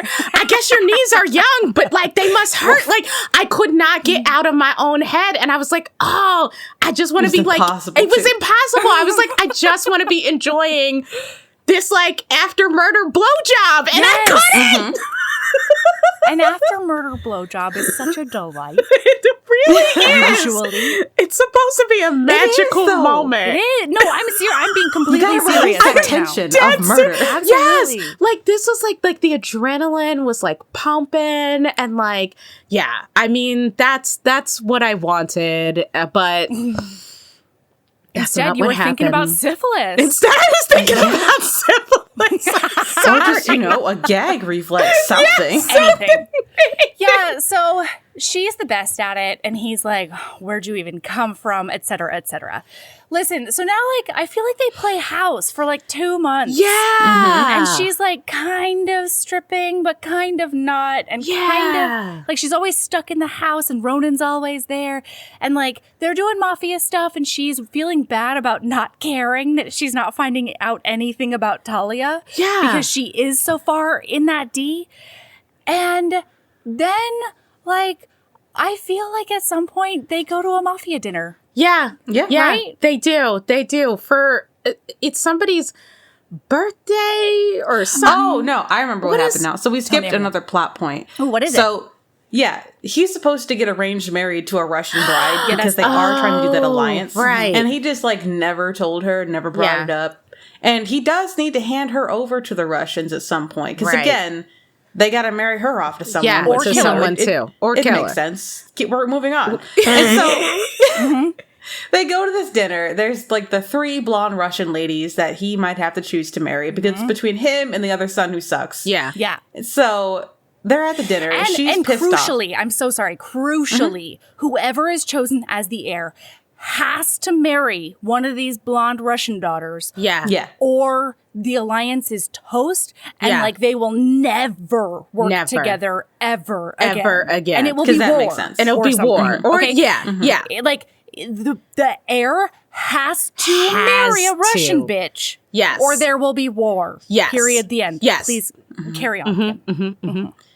So yeah, she starts talking to the wife of another mobster, and she's just pissed. She's like, I'm so sorry, because they walk in together. He puts her in this dress that's got a slit up to her tit, and she's looking great. And then they walk in, and they're like, Victor needs to talk to you. Yeah. And he's like, oh, and she watches his balls go from his scrotum up to the top of his head. Yes. And he pales. Yes. And she's like, I don't understand. And then she looks over and he's looking guilty. And there's these 3 blonde bitches. And she's like, hey, he goes, hey, man, who's also an Irish mobster, why don't you take her over to talk to your lady who you did marry?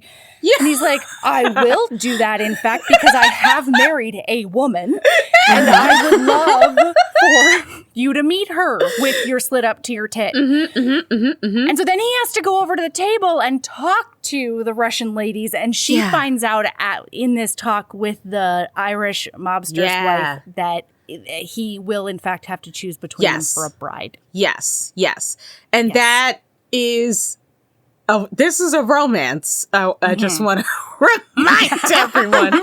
It's a romance. And she is, again, supposedly doing this entire thing just to find Talia, who, we've already forgotten about. I 2 months don't know of who that is. I have never actually seen someone try less hard to find somebody. There is one she's time... actively not trying to find her at this point. Yeah, there is one time that she says the name Talia out loud, and it's to Sasha. Yes. And, that's it. That's it. She does.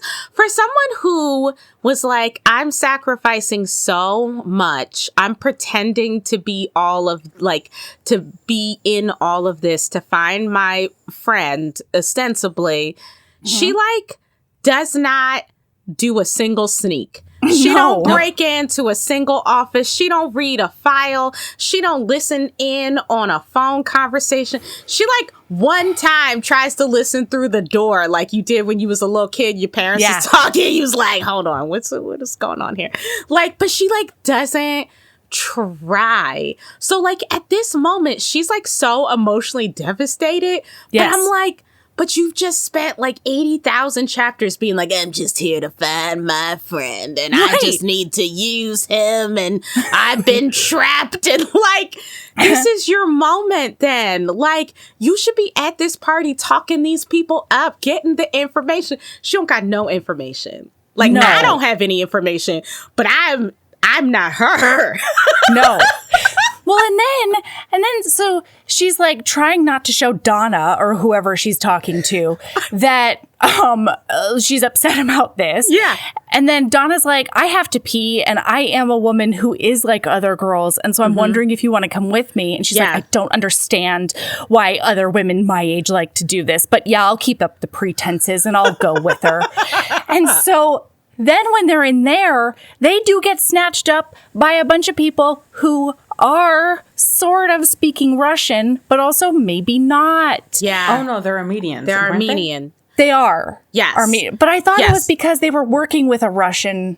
It's fine. It doesn't matter. Yeah, they're Armenians at the end of the day. Yeah.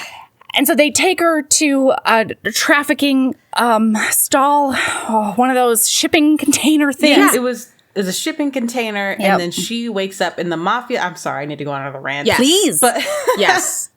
the Mafia boss's wife is just crying tied up. She's sobbing uncontrollably, which drove me insane because she is a mobster's wife. Yes. That she has not a brave bone in her body. No. She's just a weak little thing. No. You want me to believe that her husband is like being a Dexter or some shit in the basement. Yeah. And she's just like, and she's, I'm fine. Like, I will break down at the smallest inconvenience. Yes. She's out here sobbing. Also, you want me to believe these Armenians knowingly took a mobster's wife? Exactly. What? Exactly. This entire situation was nonsense to me because I was like, there is no. Do you know who they're snatching off the streets? They're snatching off the streets girls who don't have access to anything, who won't be missed, who are easy marks, right? Yep. Like, that's who's being trafficked. The idea that they would roll up on like a birthday party celebration marriage link like up, the Hilton Times Square or whatever. with two Dons, right? The Russian Mafia and the Irish Mafia are ostensibly here trying to link up. This is where they would come to kidnap girls for some regular sex trafficking. Like, I was like, fuck this book. I'm going to be perfectly honest furious. Here. During the shipping container thingy, there was the mobster's wife. There was some other girl getting raped in the back. Yeah, it was rough. And I did it was rough. tap out because I couldn't fucking take it anymore. So I am so sorry. I did not finish the book. That's fine. It was rough. It was rough. It was rough. Trigger warning for anyone who's weird or content warning, whatever you call it. Like, this scene goes on for a long time. It went so long and I couldn't take it. Not a content warning in this book, mind you. Like, and I get it. Like, this was 2016. Maybe it's different world, but like it was so wild and it was so upsetting in part because it was all just like plot development for the heroine. And so like these women were abused on page brutally for absolutely no reason because like she doesn't do anything. She cries, which of course she can. Like, I'm not expecting anything of her at this point, but it's also like the mafia dudes, like her mafia dudes break in and like save them like randomly apropos of nothing. So I'm like, this could have happened at any time. They could have happened. We did not need way faster. 10 pages of people being raped in the background and her sobbing. And her... Oh, and then getting kicked repeatedly and then getting kicked repeatedly in the stomach and like... And her being very nearly raped. Yes. Oh, that happens a lot. Yeah. It happens a lot. And like, that does not change in the rest of the books. And I think it's my biggest critique for the like my biggest serious critique in the whole thing is just like, we don't like, this isn't, it doesn't even serve a dark romance purpose. Yes, exactly. And I think that's why I take issue with it. It's like, it needs to do something. Yes. That's the thing, because I love dark romance. Same. I eat that shit up, but it has to have a reason, and it can't just be torture porn. Right. I don't want torture porn. No. There has to be something going on. No, and that makes this still watchable. And nothing in this book gave me that. No. And I try really hard to not trash books. Yeah. Because I am an author. I try really fucking hard. No, but I can't with this one. I cannot. Yeah. No, it was, I considered tapping out to the end. Like, I'm shocked you didn't. I mean, I had at a certain point, I did have to skip some parts because I was like, I just can't read the, and because it's first person, so it feels also very claustrophobic. Like, and it was, you're not getting out. Yeah, and it was hard. And like one of the reasons that I asked the two of you to do this book is because I know that all three of us really like dark romance. Yes. You know what I mean? And like that's I don't know. It was like it was a weird feeling to be like, wait, I don't know why it's not working for me. It was like this, I mean, I know why, but you know what I mean? Yeah, it was strange. It's like the same thing between like bully romance and morally gray romance. Right. Like they're not the same thing. No. They're similar. Right. Still completely different things. Right. And I think she just completely missed the mark to make this a dark romance. Yeah, there was some stuff happening that I was like, I don't need it. And also because there is a really excellent moment like at the end when he finally like comes to save her and like that stuff is over and she's like, thanks for coming for Kara, right? Yes, the wife, right? Because she is like, you couldn't possibly care about me. I know you care about these Russian women. It's like, and it is actually, it's a good moment because it's a moment that she allows herself to be vulnerable and to be vulnerable to him, which like this book spends a lot of time not doing, but I was like, oh, that's actually the moment I needed. And like at that moment, like he like looks at her and he like sees so clearly like, oh, you don't understand.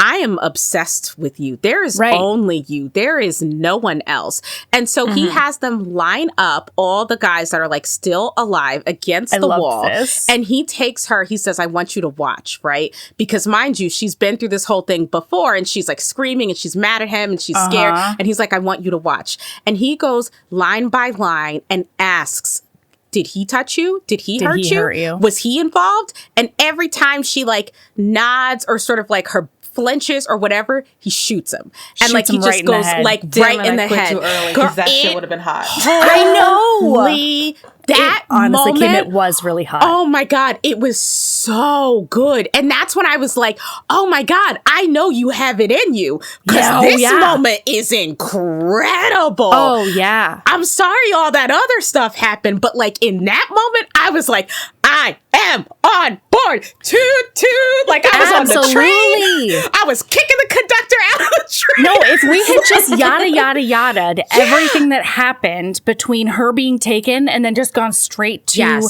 like it could have been 2 sentences and we would have gotten the gist of it. I would have understood. Yep. And then we could have gotten to, did he touch you? Yes. Yeah. And bam. And like my other favorite part is that Kim, I'm going to say justice for Donna or whatever this Kara, whatever this wife's name is. Yeah. Because what's her name is still feeling bad about being like, I'm sentencing them to death. And so she hesitates at one point and this wife goes, yeah, him too. Yeah. And then she looks at the main character being like, and her look is like, fuck them all. It is okay for you to want them to die. There's the mob wife I wanted. Was incredible. So like justice for Donna maybe is all I'm saying. Yes. It was like, it was such a good moment. I was so good. And I was like, oh, I'm actually a little bit in love with them right now.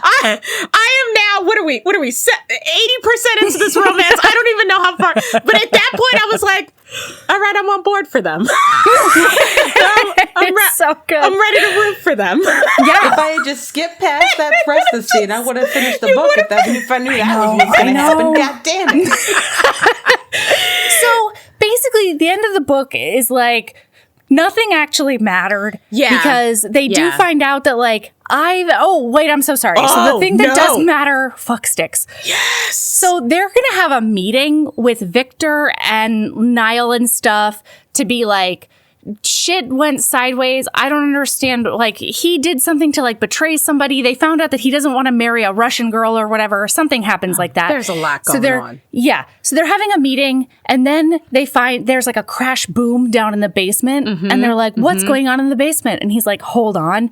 What's her name is in the basement. And so they all go downstairs. Turns out Mandy and Donnie have been in cahoots the whole time. Yes. And they've got her at gunpoint, maybe. Yeah. And they're like backing out really slowly. Yep. And so then he's like, what? I've got to get you, Butterfly. Yeah. And she's like, no, this is how it's supposed to be. I've been working with them the whole time. And then there's like a burst of smoke and they're gone.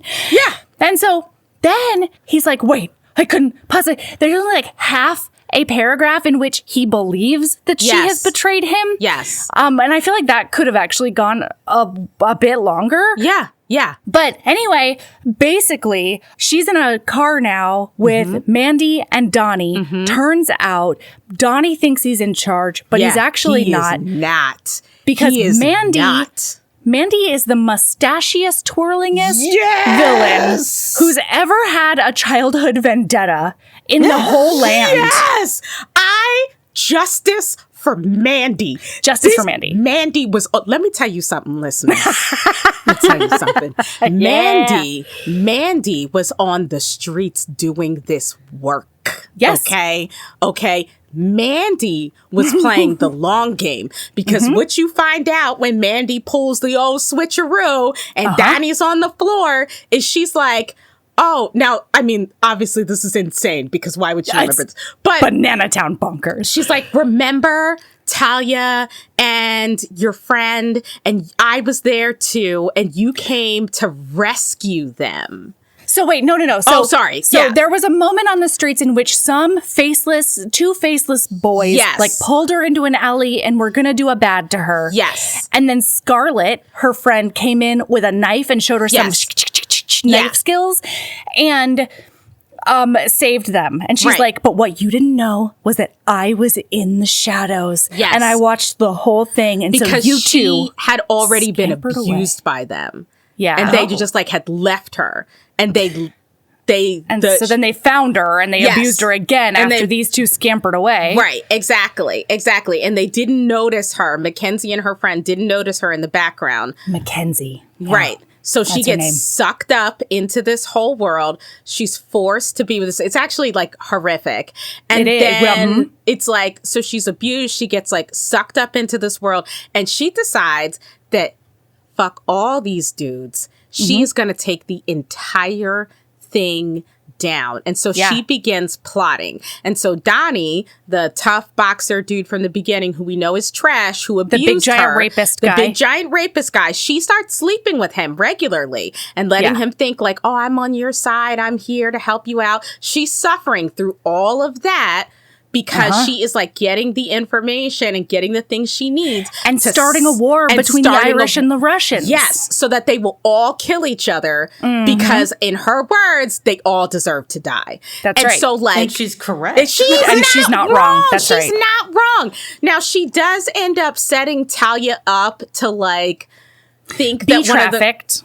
To be trafficked, which was kind of like nacho, but like wow. I'm gonna tell you though, when I finished this book, I was like, I'm in love with Mandy. Like, Mandy is actually my love interest. And I can't believe I spent the whole book with these other two people. I could have been watching Mandy. I wanted to read Mandy's book after that explanation. Yes, and when you think about it, she was immediately dismissed because she was acting like, oh, I'm just like other girls. She's like, Lachlan threw me away and like let these people continue to abuse me. So like he can get it too. Like she did everything that Mackenzie pretended she was suffering through, quote unquote, in this book. Mandy actually suffered through. And Mackenzie's like, it's not even a good plan because it didn't happen. And she was like, they're going to war. Like, it happened. Won. It has happened. Yeah. Peace. And like, she went out like a straight G. And she did. Here for it. I want a sequel Wait, how'd she where go out? Mandy Well, so comes Donnie back does as... kill her in that car. Yeah, he does. He does kill her. Because He does the kill Russian Alexei turns out he does a computer real good. Yeah. And so he does remotely turn off the engine of their car somehow. Yeah. And so the car does stop. And then Donnie gets the gun and he kills her. But don't worry, Lachlan's already got her out of the car and put her into the SUV.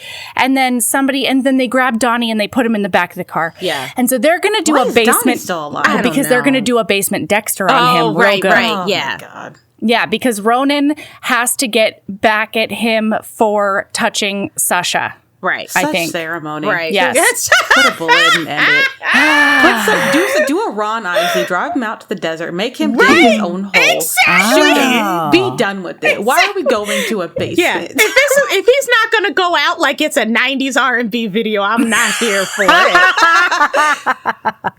So I want a man singing in the background. that's right. Oh, no, sorry. No, please carry on. And guess what, guys? It's not over. So they then get married. Yeah. They find out she's preggers. Yeah. And then he's she got to gets get beat up a lot for some reason. Oh I my don't God, remember why. Wow. There's this whole plot point in which they negotiate a deal where he doesn't have to marry a Russian blonde lady if 3 of the Irish guys take public boxing fight falls and lose a metric fuck ton of money. And it's all Lachlan's money, so now he's destitute. Yeah. But that's okay because he can marry Mackenzie now.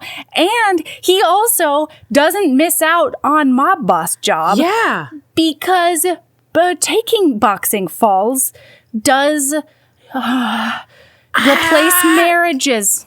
I guess. I don't know. That one I'm actually okay with because I understand a monetary gain in a partnership.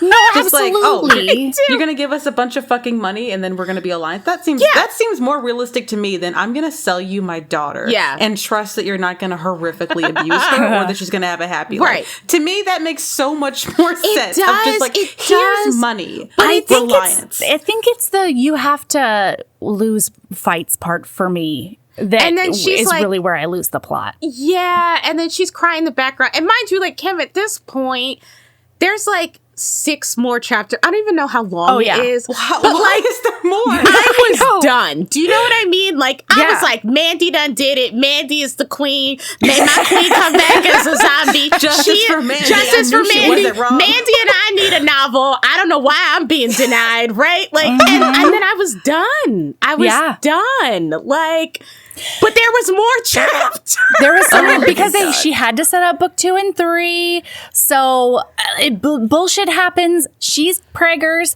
And then she does get a call from Talia who says, I'm fine. I'm alive. Don't worry about me ever again. And I'm not coming home. Goodbye. Yeah. And that's basically the end of the book. Yep. So It was. you're welcome, everyone. I've aged 20 years. Oh my God. I was just so mad that, like, this book in the last, like, 20% became the book that I wanted. And then it was like 15 pages of perfection. And I was like, all right. And then there was still more. And I was like, so much more. I don't know what these plot points are that need to be tied up, but you don't need to tie them up. I have already forgotten them. Like, I've already moved on. Like, it was a lot. It was a lot. But I guess you got to set up those other books. I guess. Well, and I mean, listen, it worked on 33% of us. You know? This is true. So- This is true. I couldn't stop. And I'm probably not going to be able to stop until I finish Scarlett's book so I can report back to you. Yeah. Oh, I would read Scarlett's book. Although I don't know that you recognize Scarlett's probably going to also be like 20. They're all 20. 22. They're all youngins. I wish I wanted, even Mandy, I guess, was young. Like, it was. I don't know about you, but they're feeling 22. Yeah, They they probably are. And I'm just like, I just want the story of, like, the 40-year-old woman who's tired of this shit, who, like, needs I mean, I think the biggest reason I read book 2 is because that's what I thought I was getting with Sasha. I was like, oh no, I want some Haggard. Yeah. Like, I'm doing this to support my cancer mom. Yeah. And like, I don't have time for shit. Yeah. And I'm going to just once. While they're banging these things out, like against the wall, against the desk, I want her to be like, you know what, my back hurts. Yes. We just move this to a nice, soft bed. I want someone who's not a virgin, who's like, this is what I want, this is what I like, this is what I need. You know, an actual nervous virgin. Or an actual nervous virgin. I'll take that too. Totally. I'll take a Duke as a virgin. That is book 2. That Duke is a virgin. I will. I love a Duke as a virgin. I'm not gonna lie. I'm not gonna lie. Honestly, I'm gonna be real honest with you. She does it right because he is a jerky, insecure mess about his bedroom skills. And they are not good, but because they are fated mates in this paranormal mafia romance, she does come every time. 100%. I'm on board. I know. On board I love it. for that. I thought this was going to be such catnip for me because when you first messaged, I was like, I'll read this book. I'll read this book tonight. Like, yes. For some reason, I guess all the reasons we talked about it was not catnip for me until that moment. Man, when he is line them up. Did he touch you? And I lost my mind. Yep. Did he touch you? I mean, I am hereby blowing his brains out. Yes. And it was excellent. I am going to say though, 0 out of 10 sword work in this book. Just as a rating that I personally am concerned with. 0 out of 10 sword work. That's right. A lot of these situations I actually felt could have been improved by a sword fight. For sure. And there was no sword fight. And listen, is it 2016 and there's no reason for anyone to have swords? Absolutely. I just wanted them. Listen, they could have been a boxing and a fencing gym. Oh, yeah. I mean, her whole thing was that it was like a no holds barred fight. So, like, she could have just pulled a sword out of her, cut his head off. Yes. Well, there's no rules. No rules. I would have allowed it. And I would have been like, this, at that point, I would have been like, this book can do no wrong. If there was a sword. You know what? We're rewriting it. It starts off with the pussy vagina sword. Yeah. She just, like, whips that shit out of her. Decapitates him. And we go on a quest. At that point, oh my God, I love this book is flawless. You thought this was going to be a mafia. I have a sword in my coochie. That's right. Bam. That's all I want. That's all I need. Yeah. But you know what? What a journey. What a journey. Well, I'll tell you about books 2, 3, and 4 if you want. I'll just give you the highlights when we get off the call. And it'll be great. Yeah, it'll be great. I'm here for it. I'm okay. I survived. You did. We were so worried. Oh my God. The number of messages we were like, we were on Messenger. Like it was chaos. We were like, God, what she called? Then we were like, all right, what are we gonna say? All right, how do we spin this? I was wondering why I got such tepid responses from you because y'all yesterday I messaged them to be like, oh no, I did a whoopsie. I did slip and fall into books 2 and 3. I can't be stopped. I don't understand. And they were like, oh, haha, smiley face. I'm so glad you like the book. And I was like, that's not what they sound like at all. What's going on there? The entire time I'm just rage drinking to get this book.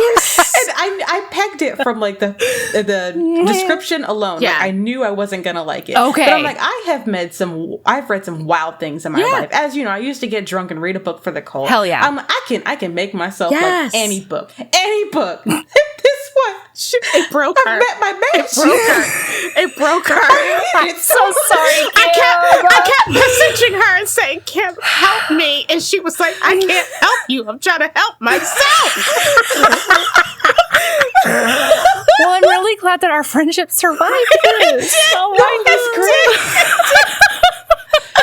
This was so much fun, and it was so healing to be able to scream about how much I hated this book.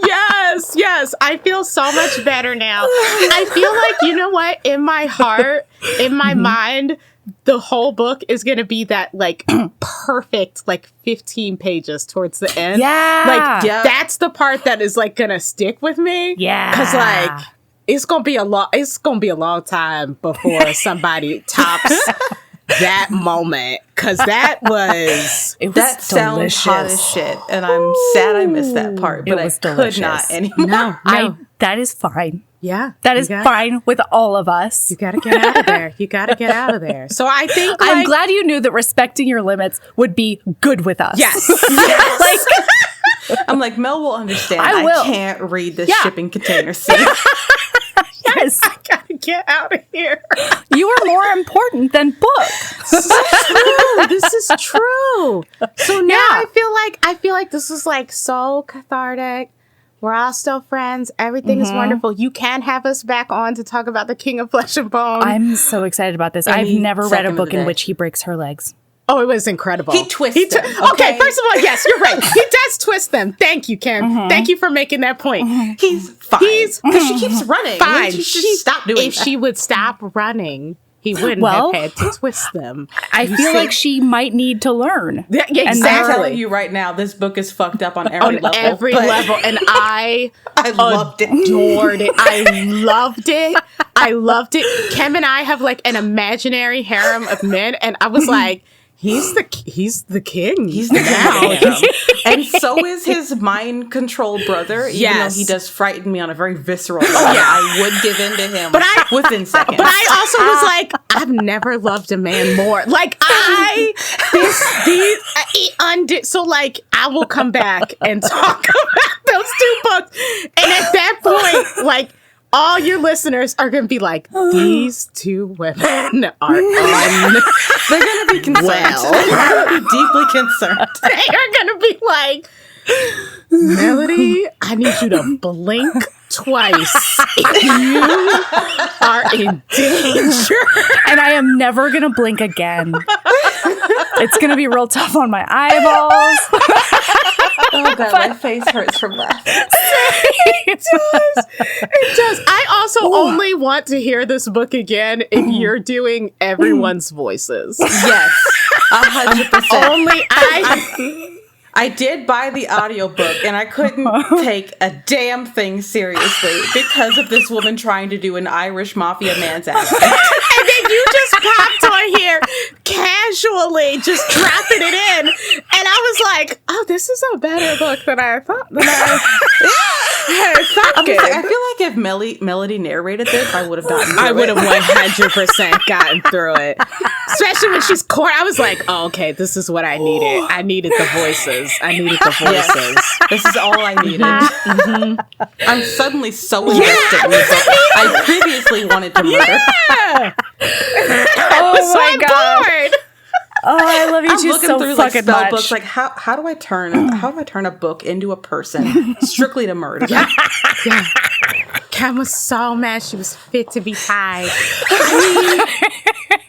I am so sorry for being an asshole about this book. Dear author, if you ever listen to this, I'm so sorry. I'm so sorry. You have a fan base. People love your work. Yes, this is actually true. I'm super happy for you. Because there's I was like reading reviews because I was like, what's wrong with me? Because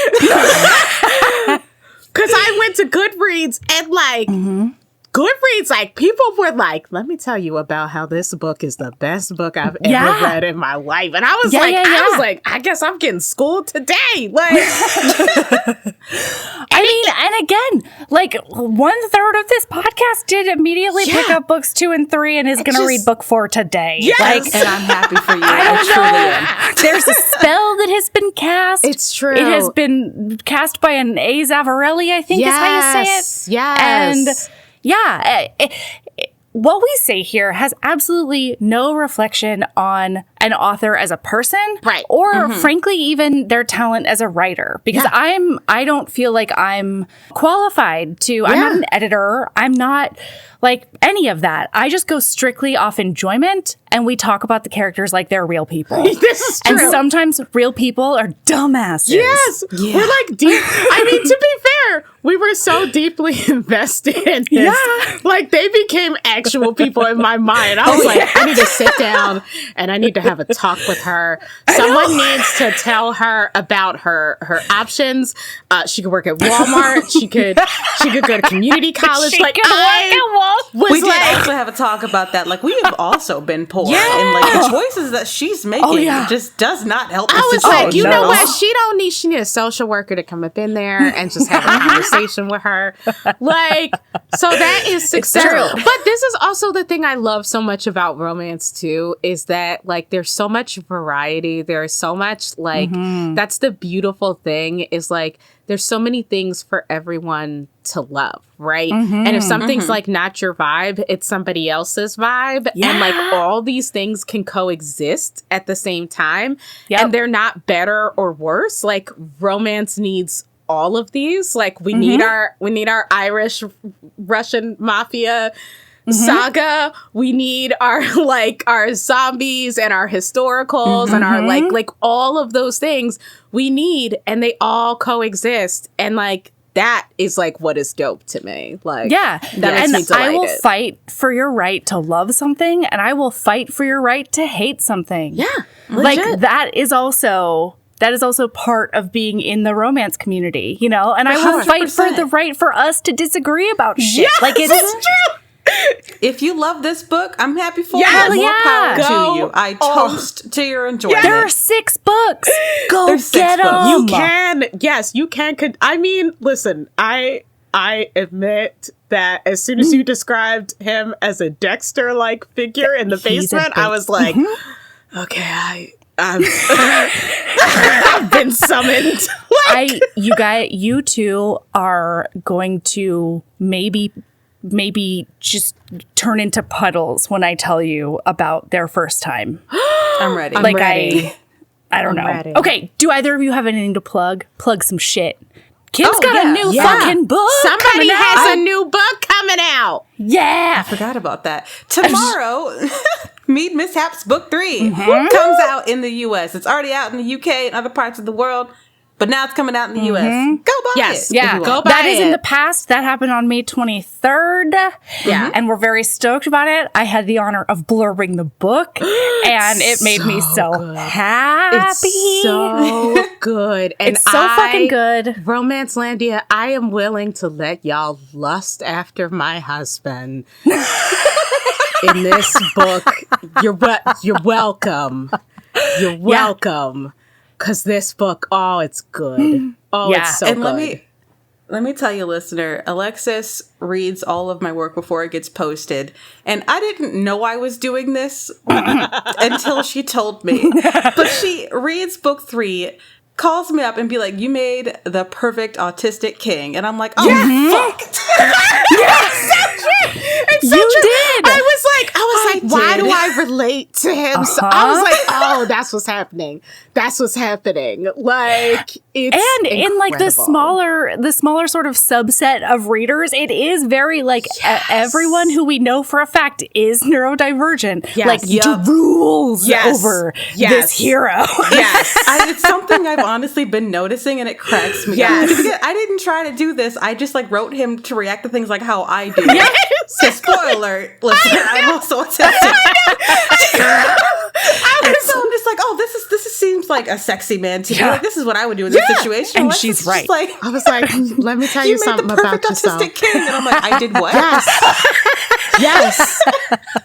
He is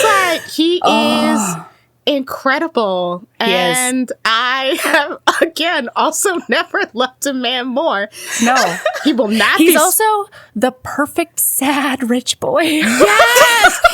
Yes! See, this is also where I get in trouble. Because I done just spent like 35 minutes or 1 million hours on this podcast being like, I don't want a sad boy. But, Dante is a sad boy, and I ate it up. He's so sad. He's so rich. He's so sad. So rich and sad.